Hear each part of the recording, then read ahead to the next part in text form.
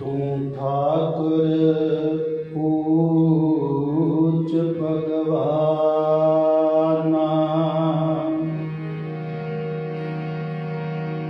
आनंद गुणी निधान,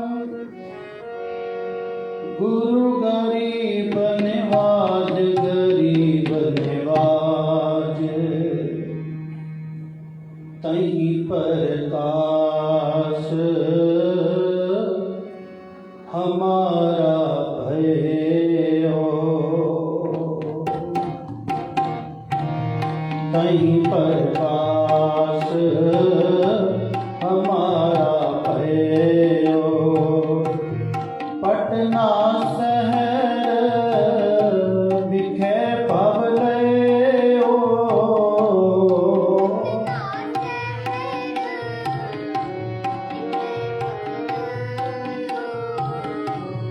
पटना शहर बिखे पवलयो।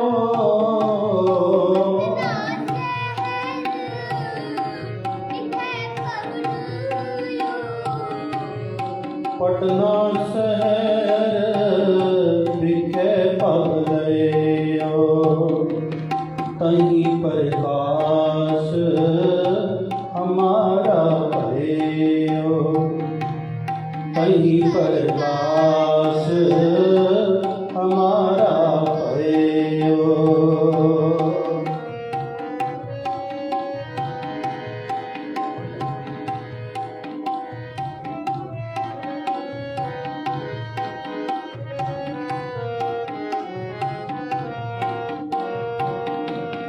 मोर पित पूरब कियस प्याना,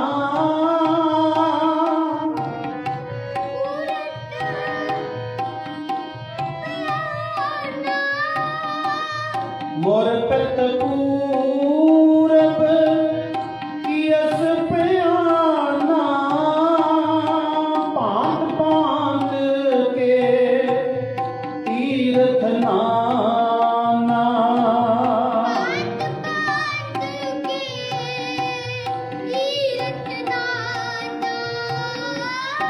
पांत पांत के तीर्थ नाना, पांत पांत के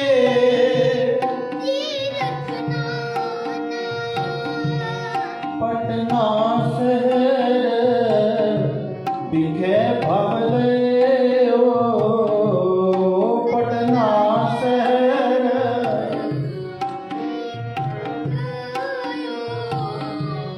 पटना शहर बिखे पवलयो। तही प्रकाश हमारा भयो, तही प्रकाश हमारा भयो।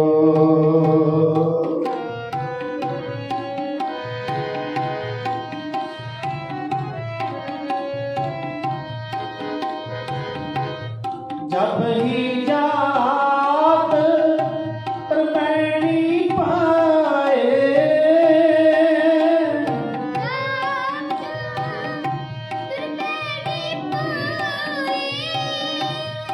जब ही जात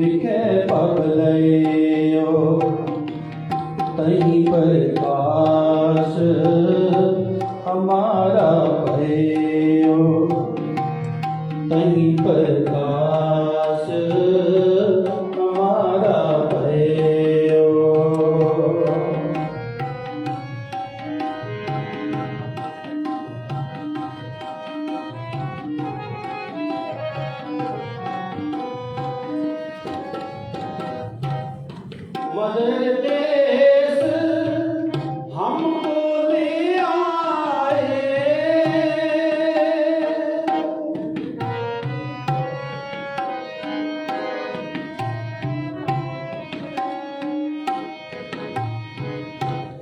मदर देश हमको ले आए।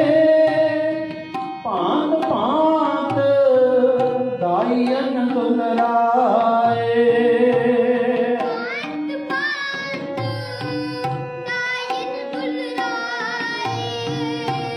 पांत पांत दायन दुलराए। पांत पांत पटना शहर दिखे पवने तही प्रकाश हमारा भयो। तही प्रकाश हमारा भयो।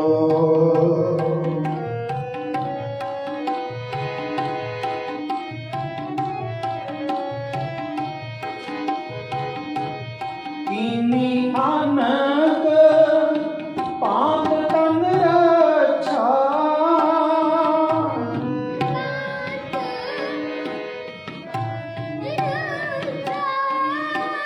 कीनी आनक पाप तन रक्षा। कीनी पात पात की शेषा।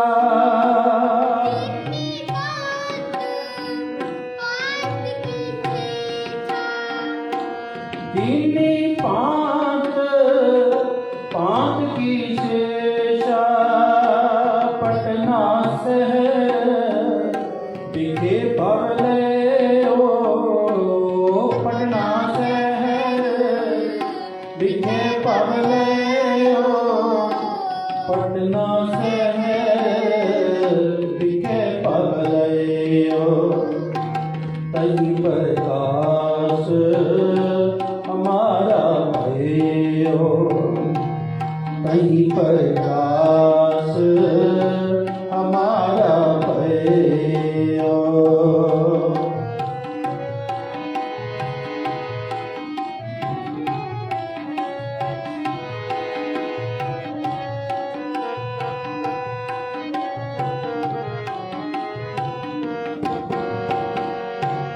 जब हम तारम कर्म मोआए।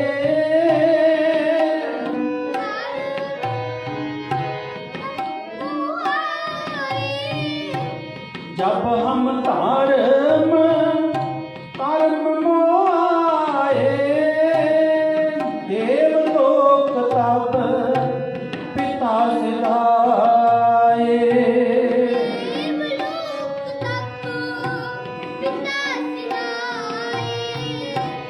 देवलोक तब पिता सिधाए। पटना शहर दिखे भवले पटना शहर।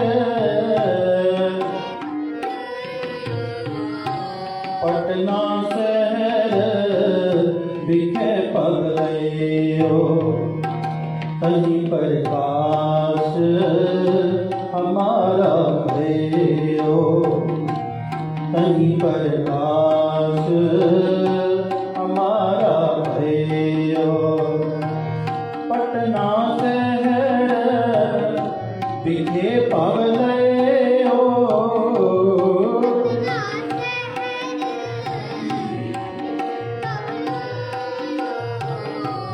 पटना शहर दिखे पवले पटना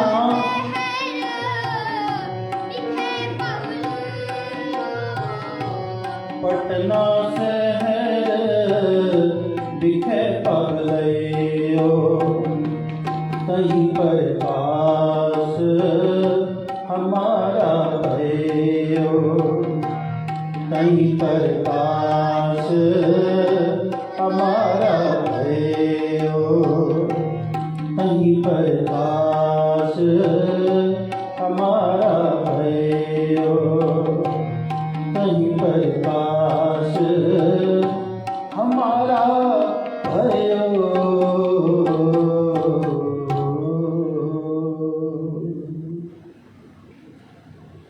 सतगुरु जी दी पावन पवित्र हजूरी दे विच जुड़ बैठे सरबत साध संगत जीओ, अज आपां समूह संगतां धन धन साहिब श्री गुरु गोबिंद सिंह महाराज जिन्हां दे पावन गुरपुरब दीआं खुशियां दे विच अवतार पुरब दीआं खुशियां विच गुरु चरनां विच जुड़े हाँ।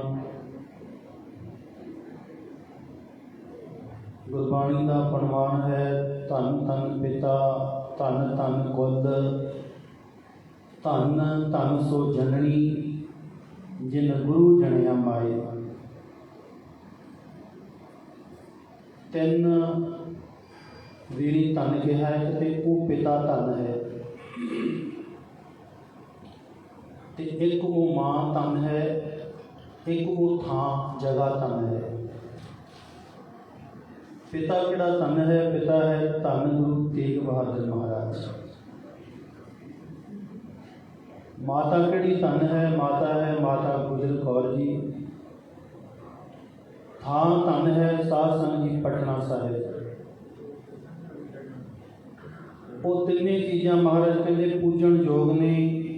वो पिता भी पूजन योग है ते वो मां भी पूजन योग है। जिस मां की कुख दे विचों कोई बड़ी सूरमा कोई भगत पैदा होया है, वो कुख वो मां वो उधर भी पूजन योग है, क्योंकि जिस जगह तो जिस थां तो जिस कुदरत के विचों कोई भगत ने जन्म लिया, कोई साधु संत महात्मा ने जन्म लिया, किसी गुरु पीर महात्मा ने जन्म लिया। इस करके माता गुजर कौर जी तंता के योग है, जिन्हें यहो जे बड़ी सूरमे गुरु नूं जन्म दिता है। उन्हां दी आपां याद विच अज जुड़े हाँ। अज दे दिन पटना साहिब की धरती के उपर बड़े चाअ बड़ियां खुशियां और बहुत तरह के साध संगत जीओ रौनक मेले जिहड़े वो मनाए गए, क्योंकि ये कई कारण। एक तो है साध संगत जी के है गुरु के लाल है कि गुरु के घर दे विच ते वैसे ही बहुत वडियाइयां ने, और दूसरा ये है कि गुरु तेग बहादुर और माता गुजर कौर जी की शादी नूं उस वेले 32 साल हो चुके सन। 32 और ये एक कह देनी गल है कि 32 साल बाद किसी के घर में बच्चे ने जन्म लिया होवे ते उन्हां दे घर खुशी कितनी होवे। 5-7 साल किसी नूं लंघ जाण ते साध संगत जी घर दे विच फिक्र पै जांदा है भी डॉक्टरां कोल इधर उधर जो कुछ भी उन्होंने कह दो धागे तबीत बड़ियां मसाणियां हर कुछ करने लई तैयार होंदे हैं, क्योंकि पुराने लखारियां ने ये गल लिख दी है कि एक इस्तरी उन्ना चिर इस्तरी रही है जिन्ना चिर उन्होंने कोई बच्चा जन्मदा। मां उदे बनती है जिसे बच्चा जन्म लैंदा, उदे उन्होंने मां कहने वाला कोई होता है, उदों पहला मां नहीं होंगी। इस करके जिद्दे एक बच्चे का जन्म होंदा है उदे एक मां का भी जन्म होंदा है। मां उस दिन बनती उदों पहला मां नहीं है, उदों पहला वो किसी की वाइफ है, किसी की धी है, किसी की चाची मासी मामी तो हो सकती है, पर मां नहीं उन्होंने मिलया उदों तक। मां सब की उन्होंने उस दिन मिलया है जिस दिन बच्चे ने कुदरत के विचों जन्म लिया। उस दिन 2 जन्म होते हैं, एक बच्चे का तो एक मां का। साध संगत जी 32 साल लंघ जाने समा धन गुरु तेग बहादुर महाराज ते माता गुजर कौर जिन्हां की शादी गुरु तेग बहादुर 13 साल दे ਮਾਤਾ ਗੁਜਰ ਕੌਰ ਜੀ 11 ਸਾਲ ਦੇ ਕਰਤਾਰਪੁਰ ਸਾਹਿਬ ਧਰਤੀ, ਜਿਹੜਾ ਪੰਜਾਬ ਦੇ ਵਿੱਚ ਕਰਤਾਰਪੁਰ ਹੈ, ਜਲੰਧਰ ਤੋਂ ਅੱਗੇ, ਉੱਥੇ ਸ਼ਾਦੀ ਹੋਈ ਹੈ। ਉਹਦੇ ਤੋਂ ਬਾਅਦ ਗੁਰੂ ਹਰਗੋਬਿੰਦ ਸਾਹਿਬ ਜੀ, ਜੋ ਗੁਰੂ ਗੋਬਿੰਦ ਸਿੰਘ ਮਹਾਰਾਜ ਦੇ ਦਾਦਾ ਜੀ ਨੇ, ਮਾਤਾ ਨਾਨਕੀ ਦਾਦੀ ਹੈ, ਕੀਰਤਪੁਰ ਸਾਹਿਬ ਦੀ ਧਰਤੀ ਦੇ ਉੱਪਰ ਰਹਿ ਰਹੇ ਨੇ। ਤੇ ਜਦੋਂ ਗੁਰੂ ਹਰਗੋਬਿੰਦ ਸਾਹਿਬ ਜੀ ਦਾ ਅਖੀਰਲਾ ਸਮਾਂ ਹੁੰਦਾ ਨਾ, ਗੁਰਦੁਆਰਾ ਆਪਾਂ ਬੜੇ ਸੰਗਤਾਂ ਨੇ ਦਰਸ਼ਨ ਕੀਤੇ ਹੋਣੇ ਆ, ਪਤਾਲਪੁਰੀ, ਕੀਰਤਪੁਰ ਸਾਹਿਬ ਦੀ ਧਰਤੀ ਉੱਪਰ ਗੁਰਦੁਆਰਾ ਹੈ ਪਤਾਲਪੁਰੀ, ਜਿੱਥੇ ਮਹਾਰਾਜ ਅੰਤ ਸਮੇਂ ਆਪਣਾ ਸਰੀਰ ਤਿਆਗਿਆ ਹੈ। ਸਮੁੱਚੀਆਂ ਸੰਗਤਾਂ ਇਕੱਤਰ ਹੋਈਆਂ ਨੇ, ਸਭ ਨੂੰ ਵਚਨ ਕਰ ਦਿੱਤੇ ਕਿ ਅਸੀਂ ਅੱਜ ਤੋਂ 7 ਦਿਨ, ਹਫ਼ਤੇ, 8 ਦਿਨ ਬਾਅਦ ਆਪਣਾ ਸਰੀਰ ਤਿਆਗ ਜਾਣਾ ਹੈ। ਸੰਗਤਾਂ ਬੜੇ ਬਰਾਗ ਵਿੱਚ, ਸਾਰੀਆਂ ਸੰਗਤਾਂ ਮਿਲਦੀਆਂ ਨੇ, ਔਰ ਮਹਾਰਾਜ ਨੇ ਕਹਿਤਾ ਅਸੀਂ ਆਹ ਕਮਰੇ ਵਿੱਚ ਵੜ ਕੇ ਬੈਠ ਜਾਣਾ, ਕੋਈ ਵੀ ਸਾਡਾ ਦਰਵਾਜ਼ਾ ਨਾ ਖੋਲ੍ਹੇ। ਇੰਨੇ ਦਿਨਾਂ ਬਾਅਦ ਇਹ ਕਮਰਾ ਖੋਲ੍ਹਣਾ ਹੈ। ਔਰ ਸੰਗਤਾਂ ਦਾ ਗੁਰੂ ਨਾਲ ਪਿਆਰ ਇੰਨਾ ਹੁੰਦਾ ਸਾਧ ਸੰਗਤ ਜੀ, ਤਨ ਮਨ ਹੋਏ ਨਿਹਾਲ, ਜਾਮ ਗੁਰ ਦੇਖਾ ਸਾਹਮਣੇ। ਉਹਨਾਂ ਦਾ ਤਾਂ ਤਨ ਤੇ ਮਨ ਨਿਹਾਲ ਹੋ ਜਾਂਦਾ ਜਦੋਂ ਗੁਰੂ ਨੂੰ ਵੇਖ ਲੈਂਦੇ ਆ। ਸਾਰੀਆਂ ਸੰਗਤਾਂ ਨੇ ਆਪਣੇ ਆਪਣੇ ਅਨੁਸਾਰ ਮੰਗਾਂ ਮੰਗੀਆਂ, ਵਿਰਾਗ ਕੀਤਾ, ਸਤਿਗੁਰੂ ਜੀ ਹੁਣ ਅੱਗੇ ਸਾਡਾ ਕੀ ਹੋਵੇਗਾ। ਇਸੇ ਤਰ੍ਹਾਂ ਕਰਦਿਆਂ ਕਰਦਿਆਂ ਮਾਤਾ ਨਾਨਕੀ ਜੀ, ਜੋ ਗੁਰੂ ਸਾਹਿਬ ਦੇ ਘਰੋਂ ਸਨ, ਮਹਿਲ ਸਨ, ਅਖੀਰ ਤੇ ਉਹ ਵੀ ਮਿਲਣ ਵਾਸਤੇ ਆਈ। ਗੁਰੂ ਹਰਗੋਬਿੰਦ ਸਾਹਿਬ ਮਹਾਰਾਜ ਦੇ ਚਰਨਾਂ ਦੇ ਵਿੱਚ ਆ ਕੇ ਰੋਣ ਲੱਗੀ, ਕਹਿਣ ਲੱਗੀ ਗੁਰੂ ਜੀ ਆਪ ਜਾ ਰਹੇ ਹੋ, ਮੇਰੇ ਨਾਲ ਮੇਰਾ ਪੁੱਤਰ ਹੈ ਤੇਗ ਬਹਾਦਰ। ਬੜੇ ਸਾਦੇ ਸੁਭਾਅ ਦੇ ਸਨ ਲੋਕੀ ਉਦੋਂ, ਸਾਧ ਸੰਗਤ ਜੀ ਤਿਆਗ ਮੱਲ ਵੀ ਕਹਿੰਦੇ ਸਨ। ਮਹਾਰਾਜ ਤੁਸੀਂ ਤੇ ਚੱਲੇ ਹੋ, ਦੱਸੋ ਮੇਰੇ ਆ ਪੁੱਤਰ ਤੇਗ ਬਹਾਦਰ ਦਾ ਕੀ ਬਣੇਗਾ, ਕਿਉਂਕਿ ਦੂਸਰੇ ਨੂੰ ਗੱਦੀ ਮਿਲ ਗਈ ਹੈ, ਇਹਨੂੰ ਤਾਂ ਕੋਈ ਗੱਦੀ ਵੀ ਨਹੀਂ ਮਿਲੀ ਹੈ, ਇਹਦਾ ਕੀ ਬਣੇਗਾ। ਬਾਕੀ ਤੇ ਸਾਰੇ ਸੁੱਖ ਚਲਾਕ ਨੇ, ਇਹ ਬੜੇ ਸਾਦੇ ਸੁਭਾਅ ਦਾ ਹੈ, ਬੜੀ ਨਿਮਰਤਾ ਵਾਲਾ ਹੈ, ਕਿਸੇ ਤੋਂ ਕੁਝ ਮੰਗਦਾ ਨਹੀਂ ਹੈ, ਬੜਾ ਹੀ ਸੁਭਾਅ ਸਧਾਰਨ ਜਿਹਾ ਹੈ, ਇਹਦਾ ਕੀ ਬਣੇਗਾ। ਉਦੋਂ ਗੁਰੂ ਹਰਗੋਬਿੰਦ ਸਾਹਿਬ ਮਹਾਰਾਜ ਅੰਤ ਸਮੇਂ ਕਹਿੰਦੇ ਨੇ, ਨਾਨਕੀ ਤੂੰ ਇਹਦਾ ਤੇ ਆਪਣੀ ਨੂੰਹ ਗੁਜਰ ਕੌਰ ਦਾ ਫਿਕਰ ਨਾ ਕਰ, ਇਹਨਾਂ ਦੇ ਘਰ ਦੇ ਵਿੱਚ ਇਹੋ ਜਿਹਾ ਪੈਦਾ ਹੋਵੇਗਾ ਜਿਹੜਾ ਜ਼ਾਲਮਾਂ ਦੇ ਸਿਰ ਭੰਗਿਆ ਕਰੇਗਾ। ਇਹ ਵਰ ਦਿੱਤਾ। ਔਰ ਉਸ ਸਮੇਂ ਇੱਕ 5 ਗ੍ਰੰਥੀ ਹੱਥ ਲਿਖਤ ਪੋਥੀ, ਇੱਕ ਰਮਾਲ ਤੇ ਇੱਕ ਨਿੱਕੀ ਕਟਾਰ, 3 ਚੀਜ਼ਾਂ ਮਾਤਾ ਨਾਨਕੀ ਦਿੱਤੀਆਂ ਕਿ ਨਾਨਕੀ ਜੀ ਆਹ 3 ਚੀਜ਼ਾਂ ਲੈ ਜਾਵੋ। ਇਹ ਰਮਾਲ ਤਾਂ ਤੁਸੀਂ ਆਪਣੇ ਕੋਲ ਰੱਖਿਓ, ਜਦੋਂ ਵੀ ਤੁਸੀਂ ਯਾਦ ਕਰੋਗੇ ਰਮਾਲ ਦੇ ਵਿੱਚੋਂ ਮੈਂ ਤੁਹਾਨੂੰ ਦਰਸ਼ਨ ਦੇਵਾਂਗਾ। ਔਰ ਇਹ ਜਿਹੜੀ ਪੋਥੀ ਹੈ ਇਹ ਤੁਸੀਂ ਆਪਣੀ ਨੂੰਹ ਗੁਜਰ ਕੌਰ ਨੂੰ, ਗੁਜਰੀ ਨੂੰ, ਉਹਨੂੰ ਦੇਣੀ, ਉਹ ਇਹਦੇ ਤੋਂ ਪਾਠ ਪੜ੍ਹਿਆ ਕਰੇਗੀ। ਔਰ ਜਿਹੜੀ ਆ ਕਟਾਰ ਦਿੱਤੀ ਨਾ, ਇਹ ਕਟਾਰ ਸਾਂਭ ਕੇ ਰੱਖੀ, ਆਪਣੇ ਪੋਤਰੇ ਨੂੰ ਦੇਣੀ। ਹੁਣ ਗੁਰੂ ਦੇ ਵਚਨ ਹੋਏ ਸਨ ਵੀ ਪੋਤਰਾ ਬੜਾ ਬਲਵਾਨ ਹੋਵੇਗਾ, ਔਰ ਇਹ ਕਟਾਰ ਉਹਨੂੰ ਦੇਣੀ, ਕਿਉਂਕਿ ਗੁਰੂ ਦਾ ਕਹਿਆ ਹੋਇਆ ਵਚਨ ਕਦੇ ਝੂਠ ਨਹੀਂ ਹੁੰਦਾ। ਵੀ ਜੋ ਗੁਰੂ ਜੀ ਕਹਿ ਗਏ ਨੇ ਸੱਚ ਤੇ ਹੋਵੇਗਾ। ਪਰ ਉਹ ਕਹਿੰਦੇ ਨਾ ਵੀ ਗੁਰੂ ਦੇ ਘਰ ਦੇਰ ਹੈ ਅੰਧੇਰ ਨਹੀਂ ਹੈ।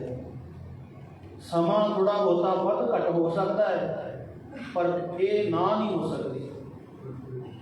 ਇਸੇ ਤਰ੍ਹਾਂ ਮਹਾਰਾਜ ਨੇ ਫਿਰ ਕਿਹਾ ਕਿ ਐ ਨਾਨਕੀ ਤੂੰ ਆਪਣੇ ਪੁੱਤਰ ਤੇਗ ਬਹਾਦਰ ਤੇ ਆਪਣੀ ਨੂੰਹ ਗੁਜਰੀ ਨੂੰ ਲੈ ਕੇ ਬਾਬੇ ਬਕਾਲੇ ਚਲੇ। ਉਦੋਂ ਬਕਾਲਾ ਨਾਮ ਸੀ, ਬਾਬਾ ਬਕਾਲਾ ਬਾਅਦ ਵਿੱਚ ਨਾਮ ਪਿਆ ਉਹਦਾ। ਕਿ ਤੂੰ ਆਪਣੀ ਨੂੰਹ ਨੂੰ ਬਕਾਲੇ ਲੈ ਕੇ ਚਲੀ ਜਾਵੀਂ ਇੱਥੇ, ਕਿਉਂਕਿ ਜਦੋਂ ਕੋਈ ਮਹਾਰਾਜ ਜਾਂਦੇ ਉਸ ਤੋਂ ਬਾਅਦ ਗੱਦੀਆਂ ਦਾ ਥੋੜ੍ਹਾ ਬਹੁਤਾ ਰੌਲਾ ਪੈਂਦਾ ਰਹਿੰਦਾ ਸੀ, ਕਿ ਤੂੰ ਇੱਥੋਂ ਚਲੀ ਜਾਵੀਂ ਇਹਨੂੰ ਲੈ ਕੇ। ਮਾਤਾ ਨਾਨਕੀ ਜੀ ਆਪਣੇ ਪੁੱਤਰ ਤੇਗ ਬਹਾਦਰ ਜੀ ਅਤੇ ਨੂੰਹ ਆਪਣੀ ਗੁਜਰ ਕੌਰ ਜੀ ਨੂੰ ਲੈ ਕੇ ਬਕਾਲੇ ਆ ਕੇ ਰਹੀ ਹੈ। ਹੁਣ ਉੱਥੇ ਦਾ ਆਪਾਂ ਇਤਿਹਾਸ ਪੜ੍ਹਦੇ ਹਾਂ ਕਿ 26 ਸਾਲ ਮਹਾਰਾਜ ਜੀ ਬਾਬੇ ਬਕਾਲੇ ਦੀ ਧਰਤੀ 'ਤੇ ਰਹੇ ਨੇ। ਹੁਣ 26 ਸਾਲ ਤੇ ਉਹ ਬੀਤ ਗਈ, ਔਰ ਕੁਝ ਸਮਾਂ ਜਿਹੜਾ ਹੈ 5-7 ਸਾਲ ਉਹ ਗੁਰੂ ਹਰਗੋਬਿੰਦ ਸਾਹਿਬ ਦੇ ਨਾਲ ਕੀਰਤਪੁਰ ਸਾਹਿਬ ਕੱਟਿਆ। ਇਸ ਕਰਕੇ ਇੰਨਾ ਸਮਾਂ ਗੁਜ਼ਰ ਚੁੱਕਿਆ, ਸ਼ਾਦੀ ਹੋਈ ਨੂੰ, ਘਰ ਵਿੱਚ ਕੋਈ ਔਲਾਦ ਨਹੀਂ ਹੋਈ। ਜਦੋਂ ਗੁਰੂ ਤੇਗ ਬਹਾਦਰ ਮਹਾਰਾਜ ਜੀ ਭੋਰੇ ਵਿੱਚੋਂ ਪ੍ਰਗਟ ਹੁੰਦੇ ਹੈ, ਮੱਖਣ ਸ਼ਾਹ ਲਵਾਣਾ ਉਹਨਾਂ ਨੂੰ ਪ੍ਰਗਟ ਕਰਦਾ ਹੈ, ਗੁਰੂ ਲਾਧੋ ਰੇ ਇਤਿਹਾਸ ਵੱਖਰਾ ਹੈ।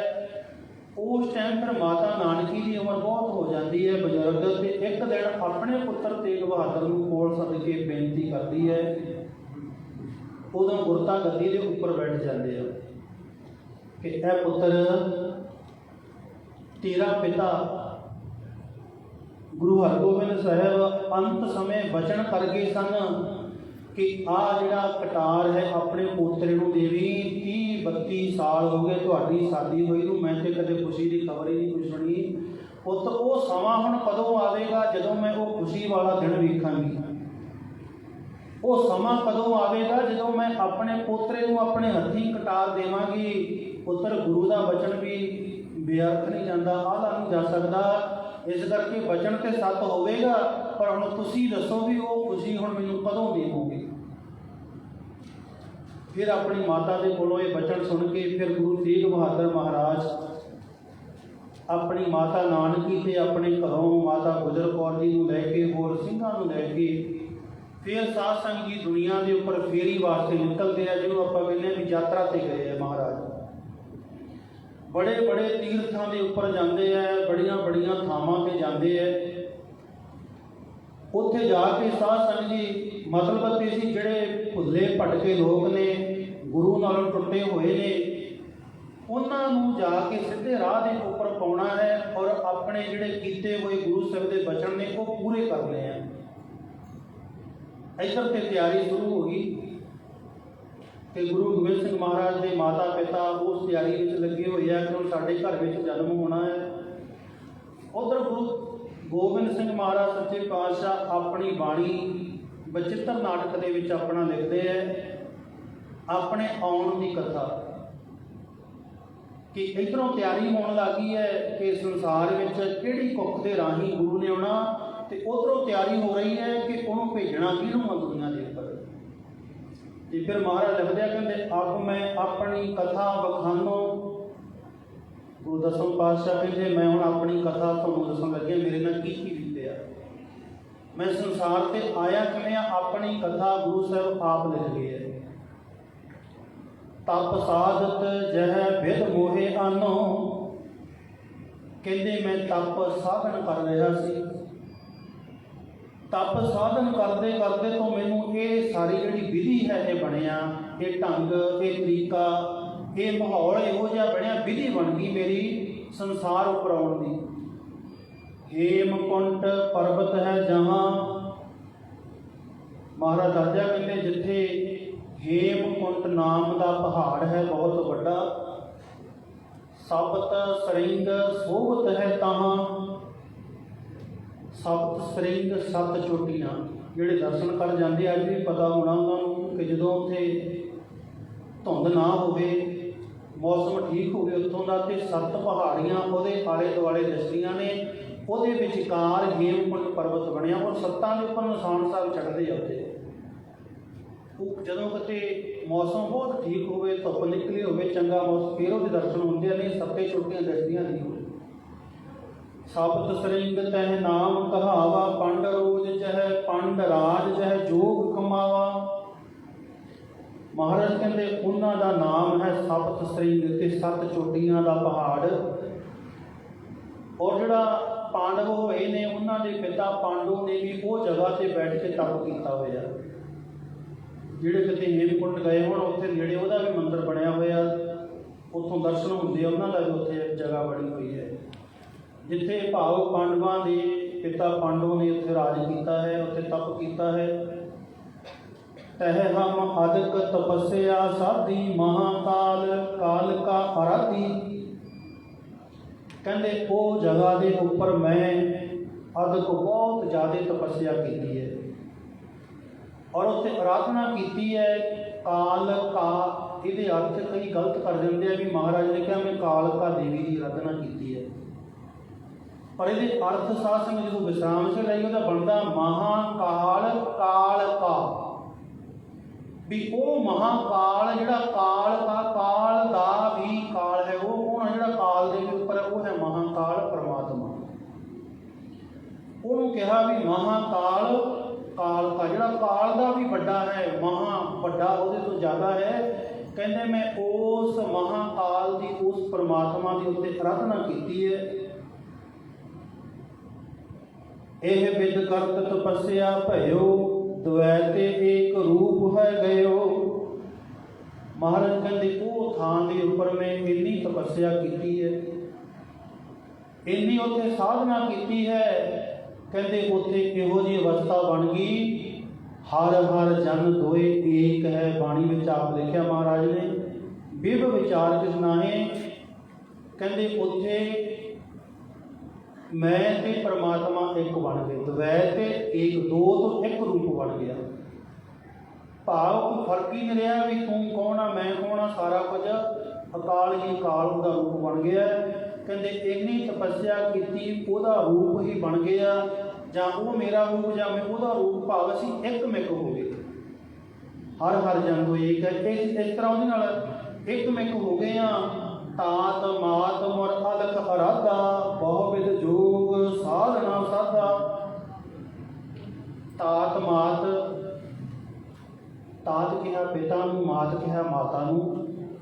ਕਹਿੰਦੇ ਇੱਧਰੋਂ ਮੈਂ ਇਹ ਤਪੱਸਿਆ ਕਰ ਰਿਹਾ, ਕਹਿੰਦੇ ਉਧਰ ਸੰਸਾਰ ਧਰਤੀ ਦੇ ਉੱਪਰ ਮੇਰੇ ਮਾਤਾ ਤੇ ਮੇਰੇ ਪਿਤਾ ਨੇ ਮੁਰ ਅਲਖ ਅਰਾਧਾ, ਪਰਮਾਤਮਾ ਦੀ ਅਰਾਧਨਾ ਸ਼ੁਰੂ ਕਰ ਦਿੱਤੀ। ਬਹੁ ਵਿਦ ਜੋਗ ਸਾਧਨਾ ਸਾਧਾ, ਕਈ ਤਰ੍ਹਾਂ ਦੇ ਜਪ ਤਪ ਕੀਤੇ, ਕਈ ਥਾਵਾਂ ਤੀਰਥਾਂ ਦੇ ਉੱਪਰ ਗਏ, ਉੱਥੇ ਚਰਚਾ ਕੀਤੀ, ਸੱਚ ਦਾ ਡੰਕਾ ਵਜਾਇਆ, ਝੂਠ ਨੂੰ ਉੱਥੋਂ ਖਤਮ ਕੀਤਾ, ਸੱਚ ਨੂੰ ਉਵਾਰਿਆ। ਭਾਵ ਕਹਿੰਦੇ ਕਈ ਢੰਗ ਤਰੀਕਿਆਂ ਨਾਲ ਉਧਰ ਮੇਰੇ ਮਾਤਾ ਤੇ ਮੇਰੇ ਪਿਤਾ ਜੀ ਵੀ ਅਕਾਲ ਪੁਰਖ ਨੂੰ ਅਰਦਾਸ ਕਰਦੇ ਆ, ਸੱਚੇ ਪਾਤਸ਼ਾਹ ਸਾਡੇ ਘਰ ਦੇ ਵਿੱਚ ਵੀ ਕਿਰਪਾ ਕਰ। ਕਦੇ ਮਾਤਾ ਨਾਨਕੀ ਅਰਦਾਸਾਂ ਕਰਦੀ ਹੈ, ਇਹ ਅਕਾਲ ਪੁਰਖ ਮੇਰੇ ਪੁੱਤ ਨੂੰ ਵਿਆਹਿਆਂ ਨੂੰ 32 ਸਾਲ ਹੋ ਗਏ, ਘਰ ਦੇ ਵਿੱਚ ਕੋਈ ਖੁਸ਼ੀ ਨਹੀਂ ਆਈ, ਕੋਈ ਖੁਸ਼ੀ ਦਾ ਦਿਨ ਭੇਜ, ਕੋਈ ਲਾਲ ਸਾਡੇ ਘਰ ਭੇਜ। ਮਹਾਰਾਜ ਕਹਿੰਦੇ ਇੱਧਰ ਮੇਰੀ ਮਾਂ ਤੇ ਬਾਪ, ਮੇਰੀ ਦਾਦੀ, ਉਹ ਅਰਦਾਸਾਂ ਕਰਨ ਲੱਗੇ ਤੇ ਉਧਰ ਮੈਂ ਬੈਠਾ ਹੋਇਆ ਤਪ ਕਰ ਰਿਹਾ ਉਹ ਜਗ੍ਹਾ ਦੇ ਉੱਪਰ। ਤਿੰਨ ਜੋ ਕਰੀ ਅਲਖ ਕੀ ਸੇਵਾ, ਤਾਤੇ ਭਏ ਪ੍ਰਸੰਨ ਗੁਰਦੇਵਾ। ਕਹਿੰਦੇ ਜਦੋਂ ਮੇਰੇ ਮਾਂ ਬਾਪ ਦਾਦੀ ਸਭ ਨੇ ਮਿਲ ਕੇ ਅਲਖ, ਜਿਹਨੂੰ ਲਖਿਆ ਨਾ ਜਾਵੇ, ਜਿਹਨੂੰ ਮਿਲਿਆ ਨਾ ਜਾਵੇ, ਉਹ ਹੈ ਪਰਮਾਤਮਾ। ਉਹਨੂੰ ਕਹਿੰਦੇ ਜਦੋਂ ਅਰਾਧਿਆ, ਉਹਦੀ ਸੇਵਾ ਕੀਤੀ ਤੇ ਪਰਮਾਤਮਾ ਖੁਸ਼ ਹੋ ਗਿਆ। ਪਰਮਾਤਮਾ ਨੇ ਖੁਸ਼ ਹੋ ਕੇ ਕਿਹਾ ਮੰਗਣ ਵਾਸਤੇ, ਤੇ ਉਦੋਂ ਸਾਧ ਸੰਗ ਉਧਰੋਂ ਮਾਂ ਅਰਦਾਸ ਕਰਦੀ ਹੈ, ਉਧਰੋਂ ਦਾਦੀ ਮਾਂ ਅਰਦਾਸ ਕਰਦੀ ਹੈ ਵੀ ਸੱਚੇ ਪਾਤਸ਼ਾਹ ਕਿਰਪਾ ਕਰ, ਸਾਡੇ ਗ੍ਰਹਿ ਸਾਡੇ ਘਰ ਭਾਗ ਲਾ, ਸਾਨੂੰ ਖੁਸ਼ੀਆਂ ਦੇ ਦਿਨ ਮਿਲਣ, ਸਾਡੇ ਘਰ ਵੀ ਕੋਈ ਲਾਭ ਪੈਦਾ ਹੋਵੇ। ਕਹਿੰਦੇ ਮੇਰੇ ਮਾਤਾ ਪਿਤਾ ਦਾਦੀ ਸਾਰਿਆਂ ਦੀ ਅਰਦਾਸ ਹੋਈ। ਤਿੰਨ ਪ੍ਰਭ ਜਬ ਆਏ ਸਮੋਹੇ ਦੀਆ। ਕਹਿੰਦੇ ਜਦੋਂ ਉਹਨਾਂ ਦੀ ਅਰਦਾਸ ਅਕਾਲ ਪੁਰਖ ਕੋਲ ਗਈ, ਹੁਣ ਸਾਧ ਸੰਗਤ ਜੀ ਜਿਹੜੀ ਮਾਤਾ ਗੁਜਰ ਕੌਰ ਜੀ ਹੈ, ਇਹੋ ਜੀ ਪਵਿੱਤਰ ਕੁੱਖ, ਉਹਦੇ ਵਿੱਚ ਕੋਈ ਆਮ ਬੱਚਾ ਉਹ ਪੈਦਾ ਨਹੀਂ ਹੋ ਸਕਦਾ। ਉਹ ਇੱਕ ਕੁੱਖ ਹੀ ਇਹੋ ਜਿਹੀ ਪਵਿੱਤਰ ਆ, ਇੰਨੀ ਭਾਗਾਂ ਵਾਲੀ ਆ, ਉਹਦੇ ਵਿੱਚ ਜਿਹੜਾ ਬੱਚਾ ਵੀ ਆਵੇਗਾ ਉਹ ਕੋਈ ਆਮ ਨਹੀਂ ਹੋਵੇਗਾ। ਇਸ ਕਰਕੇ ਕਹਿੰਦੇ ਫਿਰ ਪ੍ਰਮਾਤਮਾ ਨੇ ਨਿਗਾਹ ਮਾਰੀ ਵੀ ਹੁਣ ਮਾਤਾ ਗੁਜਰ ਕੌਰ ਦੇ ਜਿਹੜਾ ਮੈਂ ਘਰ ਵਿੱਚ ਭੇਜਣਾ, ਗੁਰੂ ਤੇਗ ਬਹਾਦਰ ਦੇ ਘਰ ਭੇਜਣਾ, ਕੋਈ ਆਮ ਜਿਹਾ ਬੱਚਾ ਨਹੀਂ ਹੋ ਸਕਦਾ। ਕਹਿੰਦੇ ਫਿਰ ਮੈਨੂੰ ਆਇਸ ਕਹਿੰਦੇ ਆਗਿਆ ਦਿੱਤੀ। ਕਹਿੰਦੇ ਫਿਰ ਮੈਨੂੰ ਆਗਿਆ ਦਿੱਤੀ ਹੈ ਕਿ ਅਕਾਲ ਪੁਰਖ ਨੇ, ਉਹਦਾ ਨਾਮ ਸੀ ਦੁਸ਼ਟ ਦਮਨ ਦੇ ਰੂਪ ਦੇ ਵਿੱਚ ਤਪੱਸਿਆ ਕਰਦੇ ਸੀ ਵੀ ਇਹ ਦੁਸ਼ਟ ਦਮਨ ਜੀ, ਤੁਹਾਨੂੰ ਹੁਕਮ ਹੈ ਕਿ ਤੁਸੀਂ ਸੰਸਾਰ ਉੱਪਰ ਜਾ ਕੇ ਮਾਤਾ ਗੁਜਰ ਕੌਰ ਦੀ ਕੁੱਖ ਨੂੰ ਭਾਗ ਲਾਉਣੇ ਨੇ, ਤੇ ਗੁਰੂ ਤੇਗ ਬਹਾਦਰ ਮਹਾਰਾਜ ਦੇ ਘਰ ਵਿੱਚ ਜਾ ਕੇ ਤੁਸੀਂ ਨੇ ਜਨਮ ਲੈਣਾ ਹੈ। ਤਿੰਨ ਪ੍ਰਭ ਜਬ ਆਏ ਸਮੋਹੇ ਦੀਆ। ਕਹਿੰਦੇ ਫਿਰ ਮੈਨੂੰ ਆਇਸ ਕਹਿੰਦੇ ਆਗਿਆ, ਇਹ ਹੁਕਮ ਕੀਤਾ, ਤਬ ਹਮ ਜਨਮ ਕੱਲੂ ਮੈਂ ਲਿਆ। ਕਹਿੰਦੇ ਮੈਨੂੰ ਤਾਂ ਕਲਯੁਗ ਦੇ ਵਿੱਚ ਫਿਰ ਜਨਮ ਧਾਰਨਾ ਪਿਆ ਹੈ। ਚਿਤਨਾ ਭਇਓ ਹਮਰੋ ਆਵਣ ਕਹਿ, ਚੁਭੀ ਰਹੀ ਸੁਰਤ ਪ੍ਰਭ ਚਰਨਨ ਮਹਿ। ਮਹਾਰਾਜ ਕਹਿੰਦੇ ਪਰ ਮੇਰਾ ਚਿੱਤ ਨਹੀਂ ਸੀ ਕਰਦਾ ਦੁਨੀਆ ਤੇ ਆਉਣ ਨੂੰ, ਮਨ ਨਹੀਂ ਸੀ ਕਰਦਾ। क्योंकि जिहड़ा मेरा चित्त सी, मेरा मन सी ना, वो परमात्मा नाल एक मित्र हो गया सी। इन्ना अभेद हो गए सी, उहदे नाल टुटण नूं जी नहीं सी करदा कि मैं चलो टुट के जावांगा। तां ही बाणी विच आउंदा ना भी बच्चा जदों जन्म लैंदा रोंदा है तां मतलब की है भी लिव छुटकी लगी तृष्णा माया अमर वरताया, कि जदों अंदर हुंदा ती लिव परमात्मा नाल जुड़ी हुंदी है, जन्म लैंदियां उहदी लिव टुट जाती है तो रोंदा है। हुण वो विछोड़ा जिहड़ा है ना, उहदा करके वो रोंदा है। इस तरह महाराज कहते मेरी लिव जुड़ी हुई है उस परमात्मा के नाल, ते मेरा चित्त ना भयो, मेरा चित्त नहीं करता कि मैं संसार के उपर जावां। ज्यों त्यों प्रभ हमको समझायो, कहते ज्यों त्यों कह के प्यार नाल किवें किवें आपां गणित मनना बच्चे नूं भी कई ढंग तरीके नाल ज्यों त्यों करके, कहते किवें ना किवें करके अकाल पुरख वाहिगुरू ने मैनू समझाया। इम कह के ये लोक बिठायो, कहते त्यों सारियां गल्लां कर करके ना मेरे नाल फिर मैनू संसार के उपर भेजिया। परमात्मा ने कहा कि दुष्ट दमन जी, तैनू माता गुजर कौर की कुख नूं जाके भाग लाने पैणगे, तैनू संसार के उपर जाना पवेगा। इस करके कहते फिर मैं अकाल पुरख के अगे बेनती की है। परमात्मा ने कहा अकाल पुरख ने कि ऐ दुष्ट दमन जी, तू संसार के उपर जाना, संसार के उपर बड़ा घोर पाप हो रहे ने, तुसीं उत्थे जाके एक पंथ की जिहड़ी उसारी करनी है, नवां पंथ साजना है। लिखते आप कहते मैं अपना सुत तोहे निवाजा, पंथ परचर करबे को साजा, कि ऐ दुष्ट दमन जी मैं तेनू अपना पुत अपना सुत बना के भेज रहा, और भेज काल दे वत रहा कि तू संसार से जाके पंथ का प्रचार करना है, एक नवा पंथ बनाना है जिहदा नाम होवेगा खालसा, जिहड़ा शुद्ध होवेगा, जिहदे विच मिलावट नहीं होवेगी, जिहड़ा थां थां ते नहीं तुरिया फिरेगा, जिहड़ा थां थां ते जाके अपने सिर नहीं झुकाउंदा होवेगा, वो साजण वास्ते भेजिया सी दस पिता नूं।